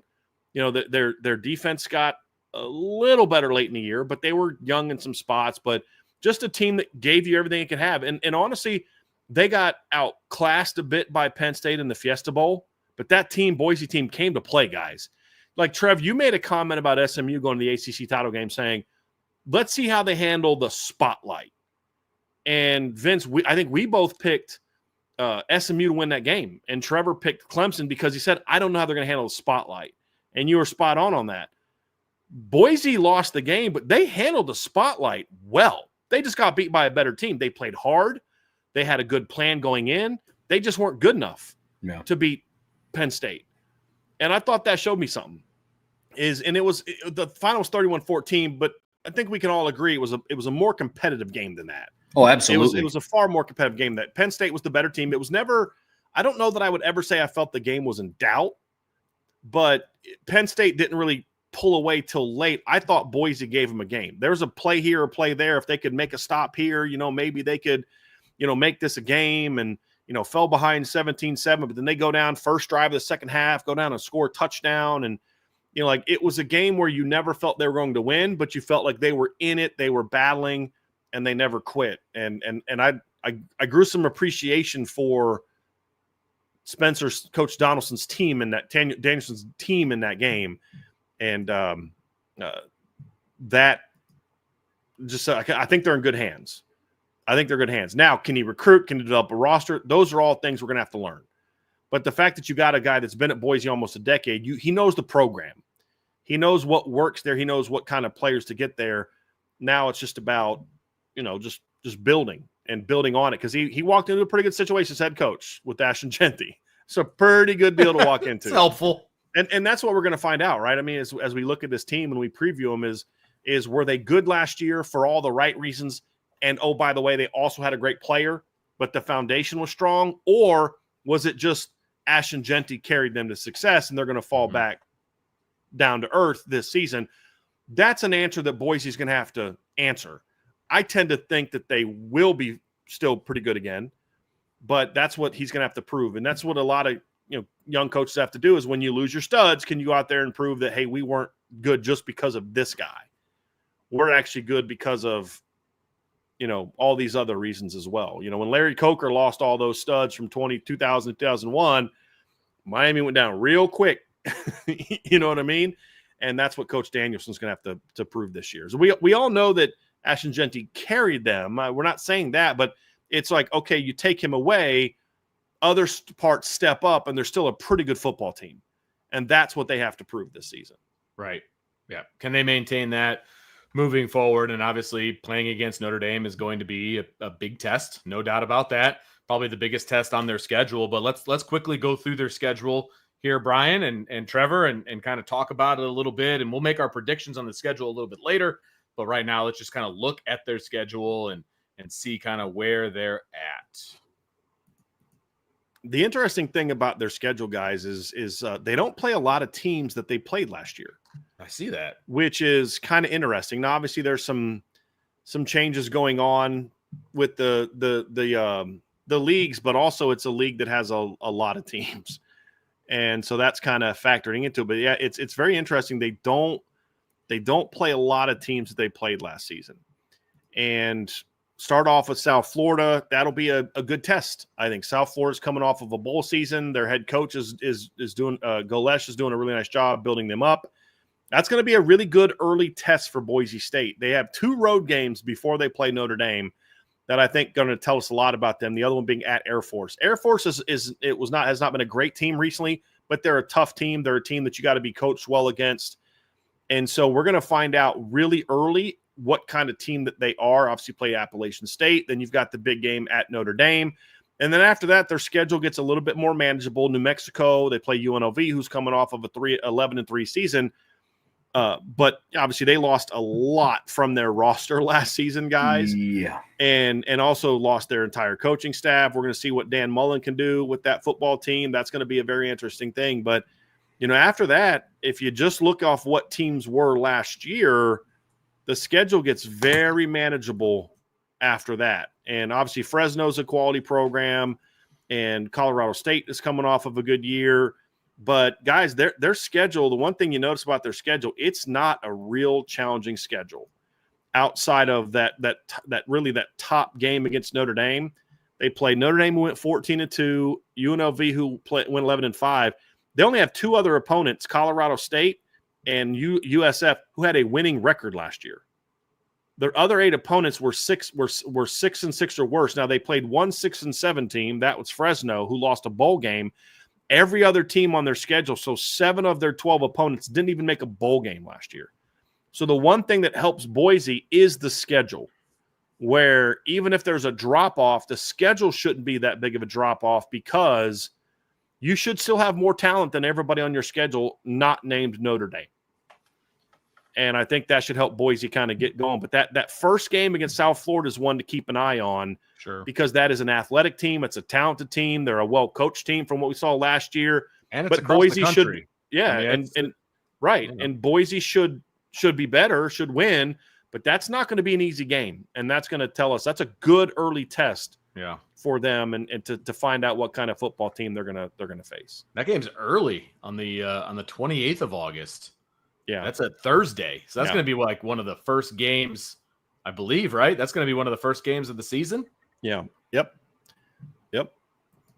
I'm going to be very interested to see how like the committee and like voters start to view Boise State this season. Mm-hmm. Because last year it was kind of like all chips were on the table, and I think a lot of their success in the ranking, and I'm coming from somebody who genuinely believes that Boise State earned their bid to the playoffs. I do wholeheartedly believe that. But I wonder how they're going to be viewed this season. Ashton Genty's gone, and he's somebody that absolutely burst onto the scene last year in incredible fashion. I mean, he had 267 rushing yards in his first game, 6 rushing touchdowns in week 1. You know, I mean, I understand they weren't playing that good of an opponent, but I mean, that 6 rushing touchdowns in a game, that's going to draw attention no matter where you're at. And then in week 2, they took Oregon down to the wire.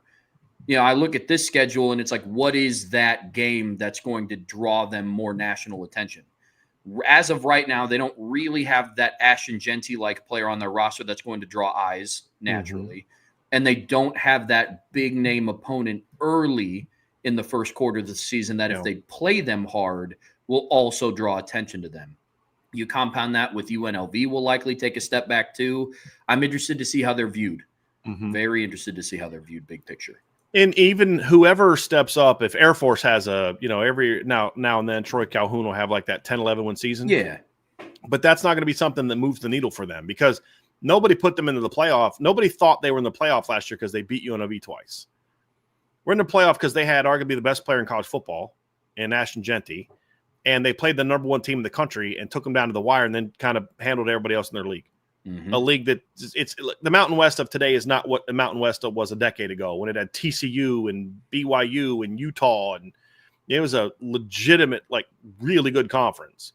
It's not that anymore, as you can see. But the USF game is going to be interesting. I think you need that kind of win. It is a Thursday game, Vince. It's the second day that they're playing games. The first set of games is actually on the 23rd.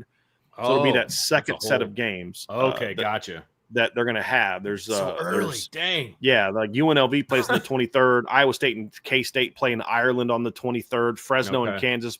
So the Mountain West is getting some early action. You're not kidding. It's almost like the middle of August that they're playing these games, man. Stanford plays on the 23rd at Hawaii. So wow.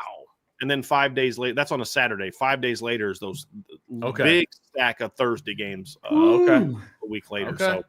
Well, I mean, hey, look, I love football, and I want Boise might be getting ready to start camp tomorrow. I mean, like say the same thing. You know what I mean? Like they're going to be starting it real soon. But Trev, to your point is, there's not. I mean, if they start the season 4-0, maybe that jumps them in the top 25. But I have a feeling a lot of voters are going to say, let's see how they play against Notre Dame, and that's going to be the question mark: is can they go into South Bend and either beat Notre Dame or at least play Notre Dame the way they did Oregon last year?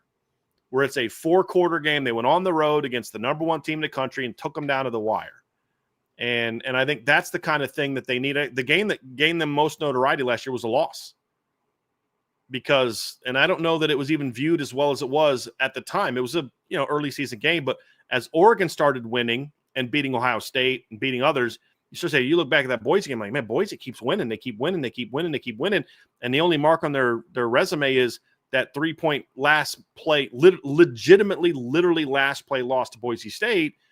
And that team is now undefeated and the only undefeated team in the regular season. And that's why that Notre Dame game is going to be big for Boise State is if you want to get back in the playoff, you can't go to South Bend and get destroyed. You've got to play them for 4 quarters because if they can run the table, go 12-1 again, which I think they're capable of doing, that Notre Dame game is going to be the thing that is going to give you an opportunity to. It's a little different this year. You get in, but you're not guaranteed a higher seed that like you were. You can can you jump up to that 8 seed and maybe host a game, which I think would, by the way, guys, would be amazing to have a home playoff game in Boise, Idaho. Oh, that'd be so sweet. Awesome. I think that'd be great. That would be cool. Cool. I think a lot of it too, their playoff chances kind of not initially, but this kind of goes against when people talk about how like preseason rankings don't matter and like the opening polls don't matter because of this schedule. And as of today, they don't have that Ashton Genty like player on their roster. I think Boise State's one of the teams that could be affected by where they begin the season. That's right. Because even if they go through and run out and go 11-1 in the regular season or 10-2 in the regular season, what win on that schedule is going to jump them up in the rankings? They're going to be kind of be playing the game of, man, we just kind of have to hope for chaos ahead of us. Well, and that's what happened last year. I mean, they started the year unranked and didn't jump into the top 25 until after they beat Portland State. So they didn't even. Isn't that another reason they got to play Notre Dame close? That's what I'm saying. That's my point. Because like they may say this year, because you don't have Ashton Genty, they may say, hey, look, let's just wait to see what happens when they play Notre Dame and then make that decision. Or if they do jump into the top 25 like they did last year, the weekend that they play Notre Dame, that last year they were ranked 20th at the time going into that game. They were coming off of a beatdown of Washington State the week before, beat them by 21. And that jumped them up to 20. Well, they beat Utah State that weekend by 32. Well, it's a little different going to South Bend to play Notre Dame this year. And so that's going to be the key, just looking at their schedule. If they want to put forth another playoff resume, like honestly, guys, if they go 12-1, they've got a pretty good chance of being in the playoff. But here's the thing. The other team that I think is going to be in contention for getting into the college football playoff this year as the G5 representative is Navy. And what's going to be very interesting about the game this year between Boise and Navy is I think those are the two best G5 teams going into the regular season. I don't know what you guys think about that, but I think they're the two best G5 teams for me from a projection standpoint going into the season. Ones that I think we know the most about. Yeah. And what are they going to have in common? They're going to have a couple things in common. One thing they're going to have in common is neither of them play overly brutal schedules. You see Boise's right there. Navy's is VMI, UAB, Tulsa, Air Force, Rice, Air Force, Temple, Florida Atlantic, North Texas, South Florida, Memphis, and then Army. Well, here's an interesting thing about that is there's 3 common opponents between the two of them, which I think adds to something. They both play South Florida because obviously it's a non-conference game for Boise, but it's a conference game for Navy. And then Boise plays Air Force, which is a conference game. Navy plays Air Force, which is a non-conference game. And then, of course, they both play Notre Dame. If they both beat the other two teams, I don't know that they're going to be splitting a lot of hairs between how bad did Navy beat these two teams compared to when the other one did. But they will look strongly at the Notre Dame game and say, well, this team got blown out by Notre Dame. This team gave Notre Dame a game. They both finished the year 12-1. I think Navy as a whole has a tougher schedule on the whole because they both play Notre Dame and they both play Notre Dame on the road. I think a schedule that has Memphis in it is just, I'm sorry, tougher than whatever they have, but it's not by a ton. And then of course, who they're going to get in the AAC championship game. So I think Navy has a slightly overall tougher schedule. Plus, how good's Army going to be this year? But I think that how those two teams perform against Notre Dame at Notre Dame in Notre Dame Stadium is going to go a long way towards determining if those two teams are as good as I think they're both going to be. That jockeying for position, those 3 common opponents, especially against Notre Dame, could have a big say in who gets that final jump in the polls at the end of the year, guys. So, let's say that Boise takes Notre Dame down to the wire, and going in to the Notre Dame game on November 8th, Navy's 4 spots ahead of Boise, and Notre Dame just stomps Navy. Like, what is that going to do for Boise? That's going to vault them right ahead of Navy. Yeah. And then the other way around, if Notre Dame smacks Boise State and we go into that November 8th game and Navy's, 2 spots behind Boise and they give Notre Dame a 4-quarter game, that could be something that the committee looks at and says, well, you know what? We have a real big common opponent against a playoff caliber team, and Boise got whooped and Navy played them tight. Like, I think that could have a big impact on when you just look at kind of projecting their season. That's something that I think could have a big impact because they don't have a lot of great games outside of that. Yeah. And so it does add. I mean, we're a Notre Dame show. Obviously, we're talking about Notre Dame, but this is true no matter whether we're a Notre Dame show or not. That game could have a big impact on if one of those two teams are able to make the playoff this year. If they're battling for each other, which I think is certainly capable, guys. I think it's Vince. I don't know if you agree with this, but right now my ranking is going in the season. I do have Navy and Boise as my top 2 teams. I had them both in my preseason top 25. And, I think that game could be impactful. This is off topic a little bit, but we're talking about Navy and we're talking about Boise, and I think it's going to be fascinating if Navy is in contention for that group of 5 or group of 4 or whatever it is spot in the college football playoff. They announced that before they play Army. Like, what are they going to delay that announcement? Are they just going to put them in regardless of what happens for that game? Like, that's they will. I think they've said that they will put them in and just not count that game. It's just it's who they are like up to an that exhibition at that point. Yeah. Okay. So just real clear on my rankings, I have Boise 22 and Navy 25 going into the preseason. That was my post spring ranking. So how they perform against those 3 common opponents could have a big impact on where they're positioned when we get down to who's going to make the college football playoff from the G5 level.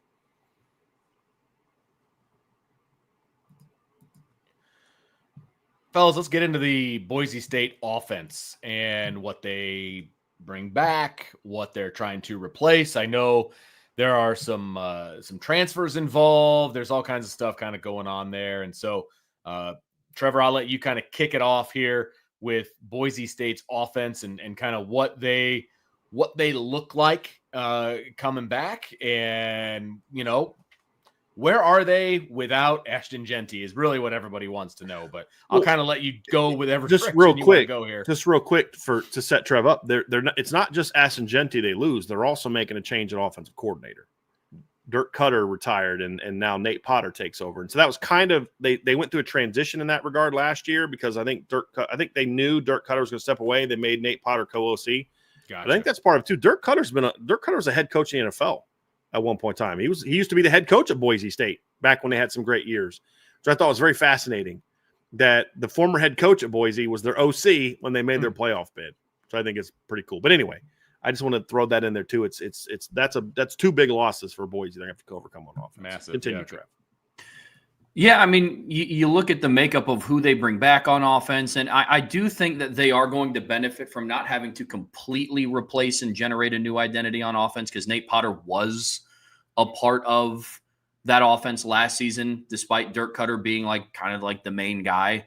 But to Brian's point, I do think that they were kind of gearing up for that transition, which I think was a smart move on Coach Danielson's part. But you go through and you look at what they lost, man. I mean, obviously, Ashton Jeanty, huge blow. They also lost 2 of their 4 leading pass catchers from last season. Cameron Camper moved on. Prince Strachan is now, I believe, at USC, I think. It's USC. And then they also lost 1 offensive lineman, but based on how their offensive line is put together, they have a bunch of different starts. We'll get to that in a little bit.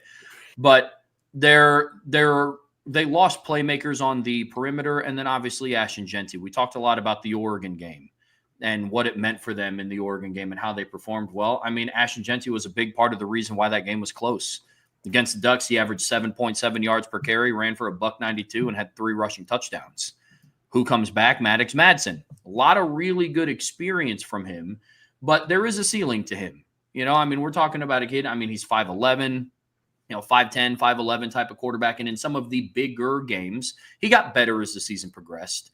But you look at that Oregon game, kind of that game that gave them a lot of the attention that they had. He went 17 of 40 in that game. Relied heavily on Ashton Jeanty. Now, as the season went on, it did get better. Against Penn State in the playoff, 23 of 35 for 304 yards. But unfortunately, he turned the ball over 3 times. He threw 3 picks. Against UNLV in both games, he performed relatively well. I mean, better, more efficient passer the second time than in their first matchup. But he returns. He has a lot of starting experience. And then you go through and you look at who they bring back offensively. Matt Lauder is a huge return for them on offense.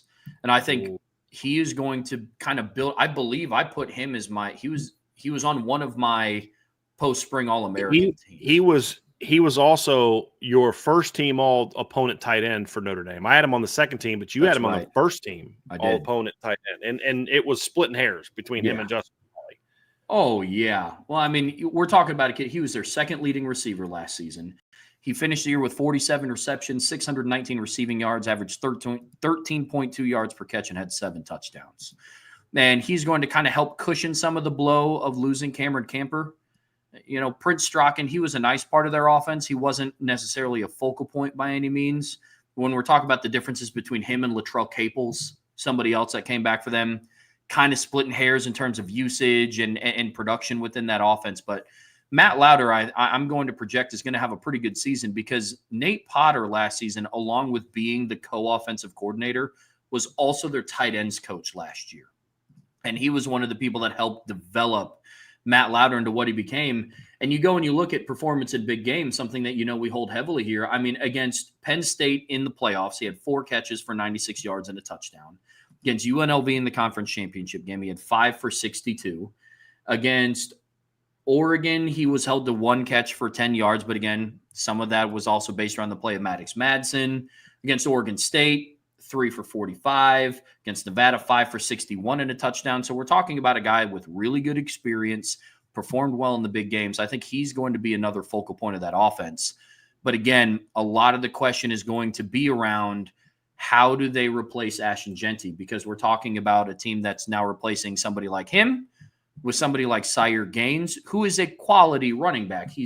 But he's not an Ashton Jeanty, and that's not an insult to Sire Gaines. There's a long list of I actually think he's a really good running back, really talented running back, but really talented in Ashton Jeanty's in a different universe. Yes, 100%. But they will be relying heavily on their offensive line. We're talking about a unit that brings back 89 career starts, and they played over 2,700 snaps together in 2024.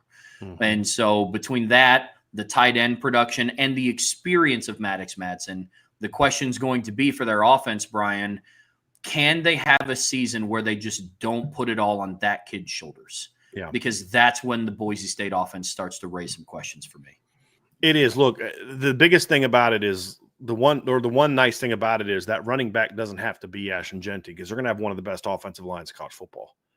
Like their offensive line is legitimately big time. Cage Casey is a All-American caliber player. He is a kid that will be competing for first team All-American honors. I mean, he's that good.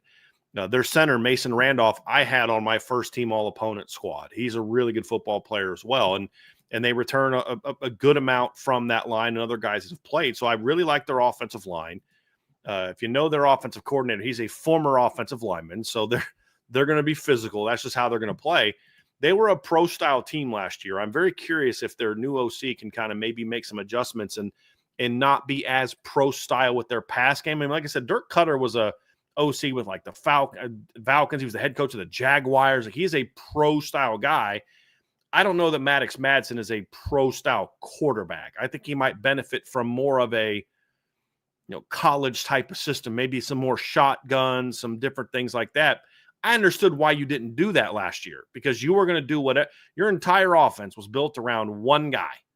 And that was Ashton Jeanty, and that's how it should have been, Vince. But the question now is you don't have that guy, so can you bring other guys into the equation? And that's going to be the thing. But you've got a great foundation to build around in the line and your tight end, Trevor, and I think that's huge. And Maddox Madsen is what he is.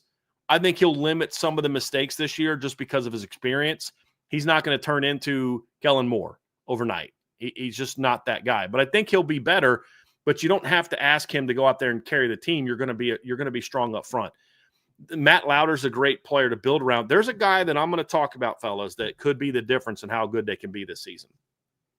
They have a former 5-star recruit at wide receiver. Did you guys know that? Chris Marshall's a kid that they have. He's been all over the place. He was at Boise last year, got hurt second game of the year. He had 3 catches for 13 yards. He has been at Kilgore Junior College. He's been at Ole Miss. He's been at Texas A&M. He's a kid that got some trouble early in his career, but he was a stud coming out of high school. I have no idea if he's still that guy. None, because that's why he's at Boise State. But if he can tap into – he's got the NFL in front of him. If he can tap into that guy he was coming out of high school, he's 6'4 plus. He's long. He was fast when he was younger. I haven't seen him play football in a couple of years, like real football in a few years. But the tools are there because that's a weakness for them, Trev. I mean, the Capers kid played a lot last year, but they lost, I think, their 2 most impactful receivers from last year, just like wide receiver. And you're going to need him to really step up and live up to his potential, because if you don't have if you don't get more out of your receiving core, now you are putting a lot on the shoulders of Maddox Maddox, Madsen, and your backfield. Because like I said, I like Sire Gaines. They got Malik Sherrod out of the portal. I think those guys can go out there and be very good football players for them this year. Like very good players. I've no doubt about it.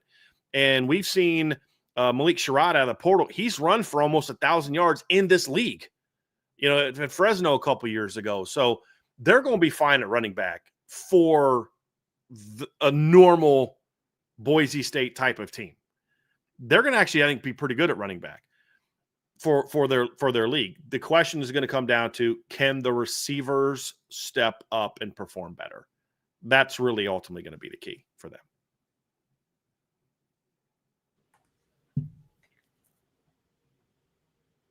All right. So anything else we want to talk about with offense, gentlemen, before we move on to the defense? Okay, so let's talk some defense. This is going to be an interesting side of the football, one that didn't get a lot of talk last year because of Ashton Genty and what he was obviously able to bring to the table, but they got a decent chunk of transfers, actually, I think, on the defensive side of the ball, and they return, I think, 6 starters as well. So there's some talent coming back here, some experience, I should say. Experience, yes. This is the side of the ball that's got to get better for Boise State. Yeah, like this is the side, and it's interesting because they have some really talented players in their front seven. And we talked about. I mean, I had Trev. I think you had 2 D linemen from Boise on your first team, or did you have Feely on your second team? I think I had Feely on my. I think I had both on my second team. Actually. Okay, so you had Jaden Vergen Morgan on your second team as well. Yeah. I had him on my first team. He's a very good football player, very productive last year. They had a couple players on their defense last year that individually were outstanding players. Ahmad, I can't pronounce his last name. Andrew Simpson was a guy that got recruited to go to a P5 school. The Oladipo kid had over 10 tackles for loss last year at safety. The problem is they were very productive in the box, but they had a very, very poor secondary and pass coverage. Very poor secondary. And we didn't bring up the numbers for the offense, but you can get a sense of this is what their offensive production was. And we didn't get a chance to go through it, but you can see offensively they rank pretty high in rushing, yards per game, points, all that type of stuff. And then they struggle over there throwing the football. Well, the same thing is kind of true for their defense, guys. Their run defense last year was pretty solid, and you ranked 31st nationally in yards per game, which, again, you can always say, well, yeah, it's because your secondary was so bad, nobody ran on you. But they also ranked 37th in yards allowed per carry, which is a good performance. And they ranked 5th in the country in tackles for loss. One of the weirdest stat lines I've ever seen, guys, is a team that ranks 60th in yards per game and 72nd in yards per play, but ranks 5th in tackles for loss and 2nd in sacks. And then when you look down at some of the other numbers, you understand why they ranked there, because they were ranked 127th in most plays given up of 30 yards or more. Now, granted, they went to the playoff, but they only played one extra game than most other teams. They only played 14 games. And that's really what Boise State's going to have to find some answers for. And this is where I think having a coach like Spencer Danielson is going to help you, because he is a defensive coach. He has a defensive background, but they're going to have to find some answers on defense. I actually think they had a pretty good run defense last year. Penn State was able to kind of wear them down late in the game. And UNLV had good numbers on them in the title game, but I think if I remember correctly, that was the game. They also had a guy that went for like a 75-yard touchdown run that kind of padded the stats a little bit. Overall, I think they did a pretty good job of keeping UNLV's ground game in check. Penn State wore on them late, and they had a couple gash runs. I just think they kind of outsized them and out-physicaled them. But overall, I thought their run defense was good. They held Oregon to 109 yards on 36 carries last year. They held Washington State to 89 yards and 2.3 yards per carry, which is a pretty good performance from them last season. And then they held Oregon State in check as well at 116 yards. But overall, I think their run defense was good. I think it projects to be good again this year, guys, because they have so much coming back up front. Vince, you mentioned a lot of the transfer guys. There may not be more than a couple of those guys that actually start for them this year, because a lot of those guys are still battling guys that are coming back. I think where you could see some of them step up into the secondaries where I think they could help you. But a lot of the guys they brought in from the portal are going to be rotation guys more so than just stepping in and being the dude for them, which I think is something. 4 returning guys in the secondary too. I mean, they weren't very good, but they're returning. That's all I'm saying. They got experience. Yeah. So the portal helped them with depth. They didn't lose. They lost some guys at the top. They lost 3 of their 4 impact guys, I felt, from last year. But there's a lot of guys like Brandon Feely who jumped in the portal, as you mentioned, and came back. We talked about the edge player that I like a lot. Their linebacking core should be pretty good. But they've just got to be more steady against the pass. And I've never seen this before, guys. A team that ranks in the 100s in yards allowed, but ranks second in sacks per game. I believe they led the nation in total sacks. The number that I have for ranking second is in per game. They rank second in the country in sacks per game. But then what's right after that? They gave up 29 plays of 30 yards or more in the pass game. They also ranked 80th in the country in most runs of 30 yards or more allowed. They were a big play team that in a bad way on defense last year. And a lot of it just came from their secondary players not being all that talented, but there was also way too many assignment mistakes from their defense last year. Gave up way too many gash plays, guys not fitting right, missing tackles. They had some tackling issues last year, some blown coverage situations. They're going to have to become a more sound football team on defense, guys. And if they can just clean that up, they're not going to go from what they were last year to like an elite defense, but they're going to be a lot better. They're going to be more consistent. They're not going to have the weeks where they just, 1 week they look great and they look like they're turning it around, and then the next week they just get absolutely torched. And that's something that's going to have to improve in a big way. I mean, they actually, I thought, did a pretty good job against Penn State covering the pass.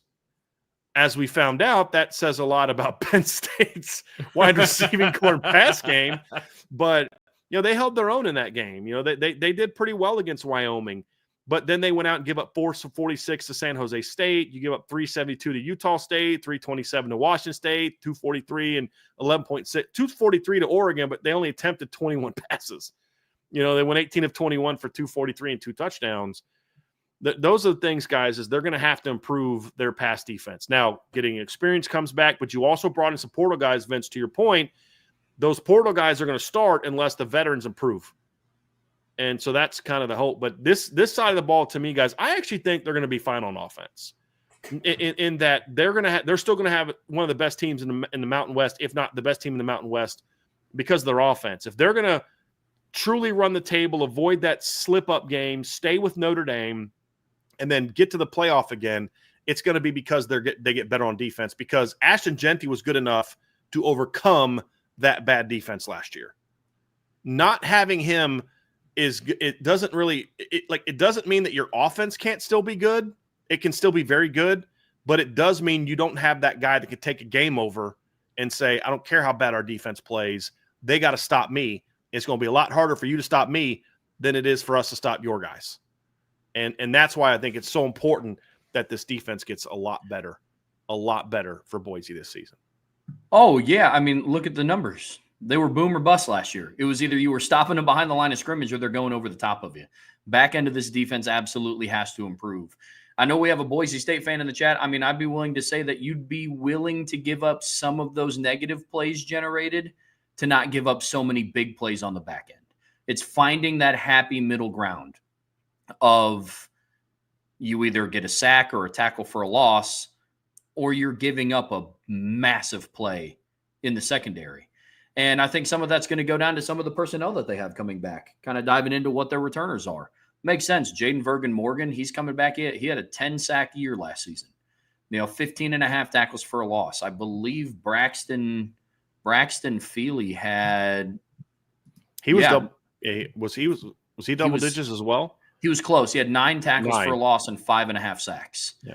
You talk about linebacker potential. They're bringing back Marco Notarini, who was a good player. Yep. They bring back Andrew Simpson, who was a good player. So a lot of guys that can get after the football in the box. And there's one DB transfer that we'll see how he impacts it, and that's Jaden Mickey from Notre Dame. Yeah. But here's the concern with Jaden Mickey, the transfer. Like Jaden Mickey, I think, gives him a very good run defender. He's a smart kid. But what was the big issue that Jaden Mickey had in Notre Dame? Mm-hmm. Giving up big plays because he was too aggressive. So you'd run a slant, go on him, he'd bite on the slant, and then you'd beat. That's a concern about his fit there. But if Jaden can become a more consistent player, he can help you there. Yeah. There's no question he can help you there, either as a starting outside guy or as a nickel. But that fits into what kind of the concern is, Trev. To your point is they can get after the quarterback, they can create negatives, but then they get into a third and 9 situation, and you give it up because you can't stop the pass. Oh yeah, I mean, and that's or you're doing great, you give up a 70-yard touchdown.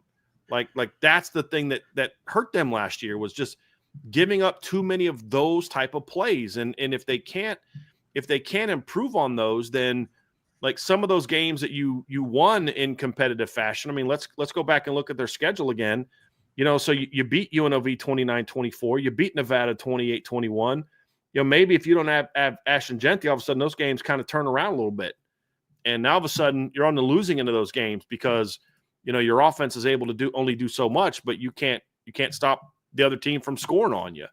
And those are the things that if you look at Boise State, they're just going to have to fix. I mean, there was too many games last year where they're on the verge of kind of running away with it, and they let a team get back in the game because they give up big plays. And that's the kind of stuff that they're going to have to really work on eliminating this. Well, I think the success in their back end is going to come down to what kind of step does Ty Benefield make on the back end. When you look at him just from a production standpoint, you look at a guy who led the team in tackles with 82. He had a forced fumble. He had 2 picks, 3 passes defended. In a vacuum, when you just look at what his numbers were, it's like, that's a pretty good ball player. But then you start diving into what his game means on the back end. He allowed 1/4 of their passing touchdowns last season. Yeah. He gave up 6. And that's the issue. Is the first thing that I look at when I look at, completions of over 30 yards or, 29 completions of 30 yards or more, my eyes directly go to the safety. What was being allowed over the top? Because I doubt that for 14 consecutive games, the Boise State corners just ran press man when they were going up against teams like, Penn State and Oregon and San Jose State. When you go and you dive into those numbers, Ty Benefield, I mean, he gave up a 70% completion percentage. On 47 targets, he allowed 33 receptions last year. That's rough. And then you add in the 6 touchdowns to boot. He's going to hold the key in improving the back end of that defense, along with what does the Jaden Mickey fit do for your team? What is it? What kind of step can Jeremiah Irby take this season as your boundary corner? It's all those different things that kind of fall into what is the back end of this defense do, because they have a very experienced guy in Ty Benefield. But man, Trev, if they can just force quarterbacks to hold the ball for 1 extra second, they're going to be a lot better because their pass rush is really good. Yeah. Really good. Yeah. And that's the key. Now they do at times get a little bit creative. I'll say that in a nice way with their pressures that then exposes their secondary unnecessarily. And I get it. You felt you kind of had to do that, but that's going to be something too, is can they find ways to maybe don't be as aggressive, like don't be as attacking, maybe take the tackles for loss and sacks down a little bit and be willing to keep things in front of you a little bit more. I am curious to see if they make an adjustment like that this season. Not overall. I mean, you got to be who you are. And when you got a guy like Jaden Vergen Morgan, you turn him loose. But that's my whole point. Turn him loose. You don't need a linebacker with 11 tackles for loss and a safety with 10.5 tackles for loss. That tells me you're bringing pressures, you're doing all this kind of stuff, which is now exposing your not very good secondary to things that you shouldn't expose them to. Oh yeah, and that's my whole point. That's play action waiting to happen. Yeah, literally waiting to happen, man. Yeah. I agree with you completely. So this ultimately is the side of the ball, guys, that I think is going to determine how good Boise State can be, because I like their front 7 a lot, and honestly, not even just for a group of 5 team. I think they have one of the better front 7s that Notre Dame is going to face this year, for example. Yep. Like they have legitimate, like there's a reason Braxton Feely was getting a lot of P4 teams going after him. And if the defensive end would have jumped in the portal, he'd have been one of the hottest commodities in the portal, guys. Like he would have been a guy that would have garnered a lot of interest from Power 4 teams. And so you've got that foundation to build around. This is the reason why ultimately I think Boise State has a chance to be really good again, and why they're in my preseason top 25. I know that they don't have Ashton Jeanty, but when we talk about shows, when we preview Notre Dame or we preview other teams, what do we always talk about? How are you in the trenches? And when I look at Boise State, they're going to be an excellent offensive line again, in my opinion. You've got one of the nation's best returning offensive tackles. You've got one of the 5 to 7, in my opinion, best centers in college football coming back that not a lot of people talk about. And your defensive line, again, is going to be really good. It's the perimeter on both sides of the ball that are the big question marks. And if they can improve there, this team could be really good because, fellas, they're not taking a backseat to anybody in the Mountain West in the trenches. And there's a lot of Power 4 teams that have a hard time with them in the trenches on both sides of the ball. And that's why I think this Boise team is poised to potentially repeat. I won't get too far ahead of ourselves. I see Vince is like, don't go there. We're not there yet. But I could see them being a team that you look at and say, that team might be poised to do more damage this year without Ashton Jeanty, because they're not just the Ashton Jeanty show. They actually play defense this year. They can throw the ball this year. So even though you lose him, could you maybe be a better team than you were with him? Not. I don't want to say with him, because it's not like he's the reason you struggled, but can last year's success with him, that was largely because of him, can that make you a better team? Because now you maybe got a couple portal guys that maybe you wouldn't have got without the big year, but now your overall experience, your overall talent level, the fact you're so good in the trenches helps you become a better team. If the defense can improve, I think that could be true, where no, they don't have Ashton Jeanty, but overall, this is a better football team than it was last year.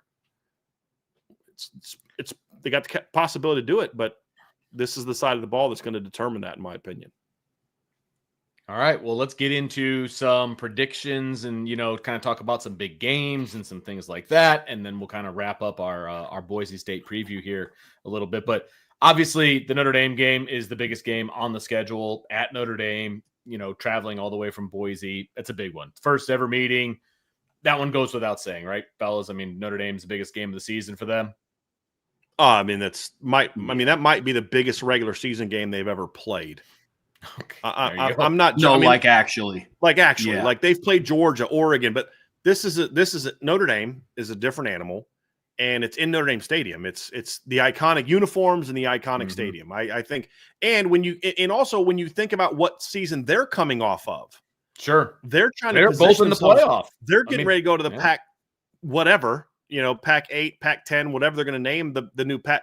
Like, if this league is going to get credibility when it starts as a legitimate Power 5 league, because right now they're not. They're a Group of 5 league that has a former Power 5 name. Yes, correct. But it's teams like Boise have to go out there and win some of these games. So it's not even just about, it's Notre Dame and Notre Dame is so great. It is the most marquee program you've ever played. It is also a game that is going to be monumental for the direction of your program, and not even just about beating Notre Dame, but playing them tight and just saying, hey, look, we went to Notre Dame Stadium, played them toe to toe. We did the same thing with Oregon last year. Like, we're that program. We're a legitimate program. Our best went toe to toe with your best. And what does it say about our league as they transition to the Pac, whatever it's going to end up being? I guess they still call it the Pac-12, I think is what they still call it. At the moment they do. Yeah, at the moment they do. In the Pac-12. Right. So that's when you look at it, that's where I view this one is. That's why I think that makes it the big game. But then there's some others on the schedule, Vince. I think their opener's huge for them. Because here's the reason I say that, because what are the two considered the two best Group of 5 leagues? It's the Mountain West and the AAC. So there's some crossover games between those leagues this year. And this is one of those games where this is going to be one of the potentially 4 to 5 best teams in the AAC. You got to go to their place. So as we talk about the potential with them, because like the Group of 5 representatives, most likely, I think we all agree, going to come from the Mountain West or the AAC. Most likely. I mean, Liberty would have gotten that a couple years, but most likely it's going to come from one of those two leagues. So you go on the road against a top half of that league's team and you beat them on the road in the opener, that gives you a little bit of credibility, and so I think that's something that's going to help them. You've got 3 common opponents against Navy that could help you with that. So I think that South Florida game is going to be sort of, this season is going to go a certain way depending on how they look in that opener against South Florida. I think that's a big one for them as well. Trev, is there a big game on the schedule that you see other than South Florida and Notre Dame? Yeah, I'm going to be interested to see how they wrap up their I guess call it senior day against Colorado State at the end of the season as well. I think that's one of the better returning teams in the Mountain West Conference as well. That's going to be a big one because now the question, last season it was, who was the best team in the Mountain West? Is it Boise State? Is it UNLV? I think because of how much attrition they had, I think UNLV is going to take a step back. Not a slight at their program, but I mean, you lose your head coach, defensive coordinator, multiple different transfers. You lose your so OC, many pieces. Brendan Marion's now the head coach at Sac State. So yes, yeah, you lose a lot of different pieces. I mean, being bowl eligible is a good season for UNLV after all of the attrition that they had. So then my attention kind of goes to Colorado State, and I believe that they were the 3rd best team in that league last year behind UNLV and Boise State. Then the other teams in that league, I don't think had winning records in their league, or at least finish the season with losing records. Like there's a lot of disparity between the top 3 teams in the Mountain West, and then what is left to follow. Because like you could look at like maybe Fresno, who had some games here and there. Trev, like you're now arguing once you get past Colorado State. To your point, you're now arguing which of the 6-6 caliber teams is the next best team in the league. Because to your point, after Colorado at 8-5, the rest of your league was 6-7, 5-7, 4-8, 7-6, 5-7, 5-7, 3-9, 3-9, 3-10. There were only 4 teams in the league last year, including Fresno, that had a winning record in league play. To your point, in league play, not even just overall. Yeah, like they got beat up like in the league because you had Boise went undefeated, then the next 2 teams went 6-1, 6-1. Because Colorado State had an 8-5 record, Trev, but they only lost 1 game in league play. Yep. Their other 4 losses were all out of their league. Yep. They lost a bowl game. They lost to Colorado. They lost to Texas, and they lost an double overtime to Oregon State. The only in-conference loss they had was a 6-point loss to Fresno, which kept them out of the Mountain West title game. The rest of the league was not good. And it's likely going to look like that again this year, in my opinion. Agreed. And a team that they could potentially be upset by just because of how their offenses ran in San Jose State is not on their regular season schedule. Yeah. And so my attention kind of goes to Colorado State. I would say that's a big game because it's also going to see how you cap off your season. I think there's going to be conference championship game tie-ins to what that game may mean. And so I would throw that one in there, but I echo everything that you guys said about South Florida and Notre Dame. There's another game that could sneaky be a very interesting game this season, and that is the last game of the regular season at Utah State. Just bear with me here. Utah State's got a new head coach. We are very familiar with him. It's Bronco Mendenhall. That guy, guys, and this is his level. This is where he used to dominate this league. I mean, when he was here with Boise State, they were one of the premier teams in that league almost every year.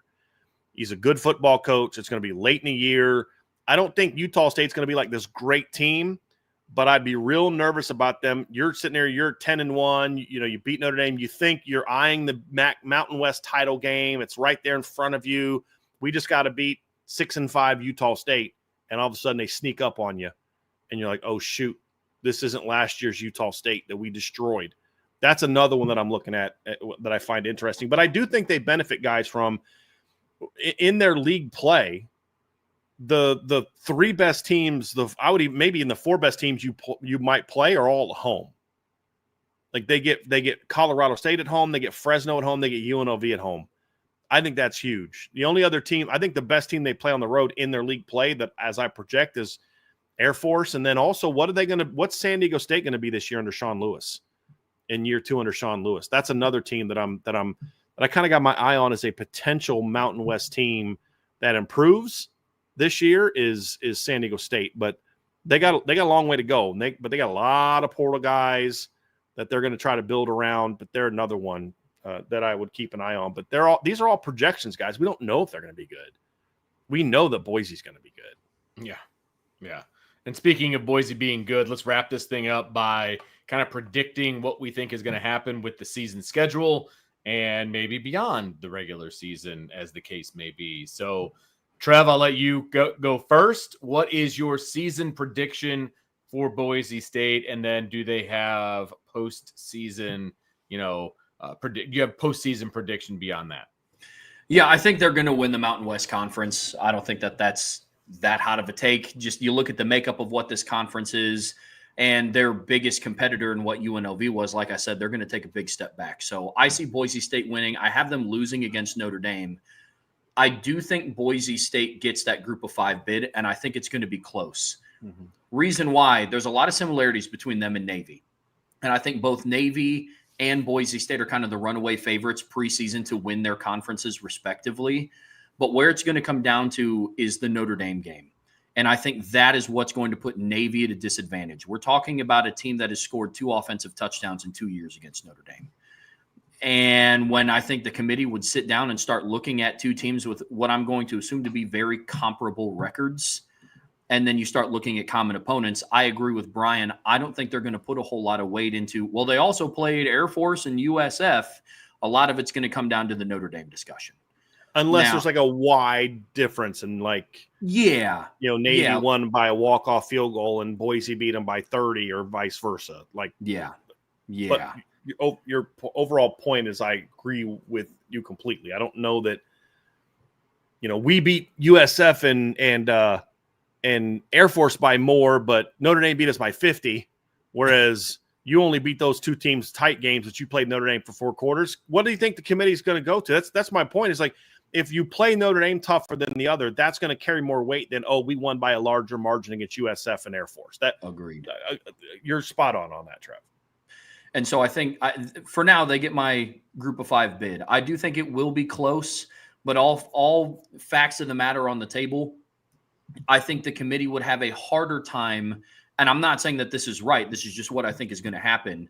I think the committee, unfortunately, is going to have a harder time putting in a service school that runs like a quasi triple option than they would Boise State, who got the group of 5 bid last season. Mm-hmm. And so I think ultimately that's what's going to come down to. But then I do have them losing in the first round if they do get the group of 5 bid. So that's kind of how I see the Broncos season panning out. I dig it. I think this Boise State team will finish the regular season and head into the Mountain West title game. They will be playing for the Mountain West title game in the playoff hunt, but I actually don't have them making the playoff this year. I have Boise going 10-2, and I have them losing to Notre Dame. But there's between South Florida on the road, Air Force on the road, and then those last 2, those 2 November road games are going to be tricky. And if they lose to South Florida or Air Force, then I think they'll have a better shot of making the playoff if they run the regular season and they win. What would that be? 8 in a row after Notre Dame. But if they stumble, stub their toe a little bit in one of those late November games at San Diego State, who's going into year 2 of Sean Lewis, or Utah State, who's going into year 1 of Brocco Mendenhall, or maybe they lose a home game to Colorado State. What's not out of the question? Fresno State. If they stub their toe in one of those 2 games or one of those 4 games, then I think that knocks them out. The thing I like about their finish, though, is I actually think for a G5, that's going to be considered a strong finish, like a schedule, because I think Fresno is going to be improved this year. I think Colorado State's going to still be good this year. And I think San Diego State and Utah State are going to be 2 of the more improved teams in the Mountain West this year. So for a G5, I think that's going to turn out to be a strong finish. So you beat New Mexico, UNLV, Fresno, San Diego State, Colorado State, Utah State after you beat Notre Dame. So if I'm right and they drop a second game, you're going to be better off if it's that opener against South Florida or maybe a game against Air Force. But once you lose Notre Dame, you run a table as compared to – it shouldn't be that way. It's supposed to be the entirety of your schedule. But let's be honest, there's humans that are doing this. There's the emotion of I just saw them lose a game. Compared to, like would Notre Dame have been the 6th seed or the 7th seed in the playoff if they lost to Northern Illinois in the last game of the season? Probably not. So it shouldn't be that way, but that's just the way that it is. And so I do have them going 10-2. I just think their defense, I don't have enough faith that their defense is going to make a big enough jump for them to run the table like they did last year because they don't have Ashton Genty. But if I'm wrong and they do run the table outside of Notre Dame or beat Notre Dame and maybe have a loss by someone else or maybe go undefeated, it's going to be because the defense makes a big improvement. I actually think their offense is going to be pretty good this year. One of the better G5 offenses. I really do. Because I am projecting their receivers to improve. But I just love that offensive line, and that run game is still going to be really good. It's like when when San Diego State lost Donnell Pumphrey a few years ago. And then the next year, what was the guy's name? It was it was you guys remember he ended up hold on a second. It was it Rashad Penny? Is that who it was? Yeah, it was that who replaced he replaced Donnell Pumphrey, and he went out and had just a monster season. I'm trying to find that. It was Rashad Penny. Yeah, but he like if they can do that, then sure. Like, you never know. I don't know that the backs they have are that, but I think they're good enough to say they're going to still run for 200 plus yards a game. I think their pass game is going to give them enough that they're going to still be a really good G5 offense. It comes down to their defense, and I don't have a lot of faith in them because they're going to play some pretty good offensive minds this season.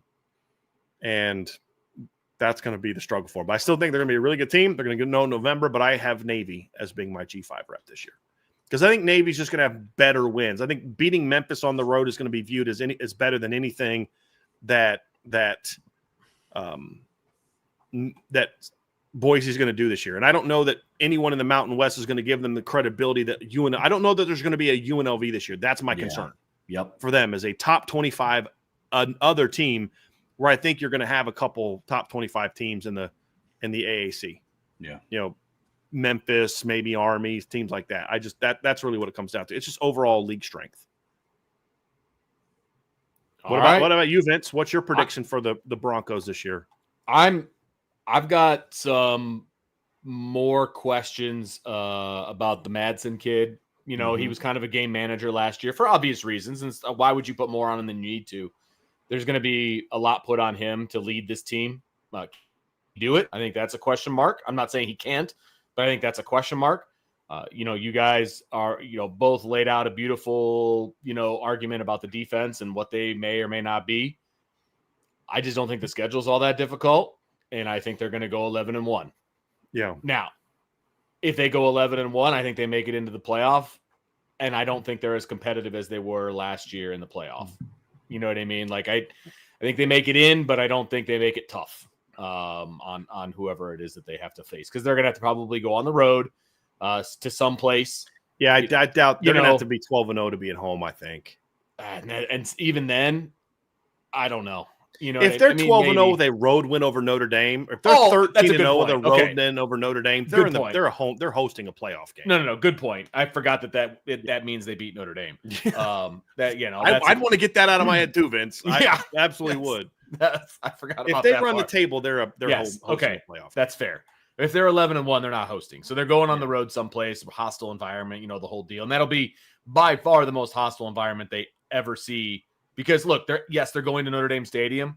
Is that going to be a hostile environment at 3:30 in the afternoon? Hostile is a tough word. I think it's going to be a little crazier than you think. But okay, I hope so. To your point, I mean, they played in Autzen Stadium last year. I don't think Notre Dame Stadium is going to intimidate them. That's what I'm saying. So, wherever they go in the playoff will be more hostile. Oh, yeah. Than Notre Dame is on October 4th. Because if they play Notre Dame in the playoff, it's going to be more hostile than it is. Yeah, 100%. On 3:30 afternoon in early October, late September, right? Exactly. Yes, 100%. Exactly. So I just don't know that they'll be able to put up as big of a fight as they would hope in the playoff. So that's where I'm at with this team. I'm just not impressed with the schedule, and I am impressed with Boise. I think they are a good team, and I just don't know that they're going to be challenged enough to be playoff ready when it comes to it. So that's where I'm at with this team, and we'll see what happens with the whole thing. So yep. All right, that's going to do it. I just want to say something. Somebody in the chat said that watch Utah State. Bronco Mendenhall is their head coach. He can coach. And somebody responded, just not at Virginia, Andrew. I want to remind people that Bronco Mendenhall went 2-10 in his first year at Virginia and then had a winning record after that and took them to 3 straight bowl games. Bronco Mendenhall just didn't like it at Virginia. He didn't like coaching the Power 5. He won there, though. They were bowl eligible his last season. So just want to remind people, he actually was the last time that Virginia was good. Bronco Mendenhall was basically the guy that built that. I just want to remind people of that. So that's fair. Yeah. All right, that's going to do it for our Boise State preview.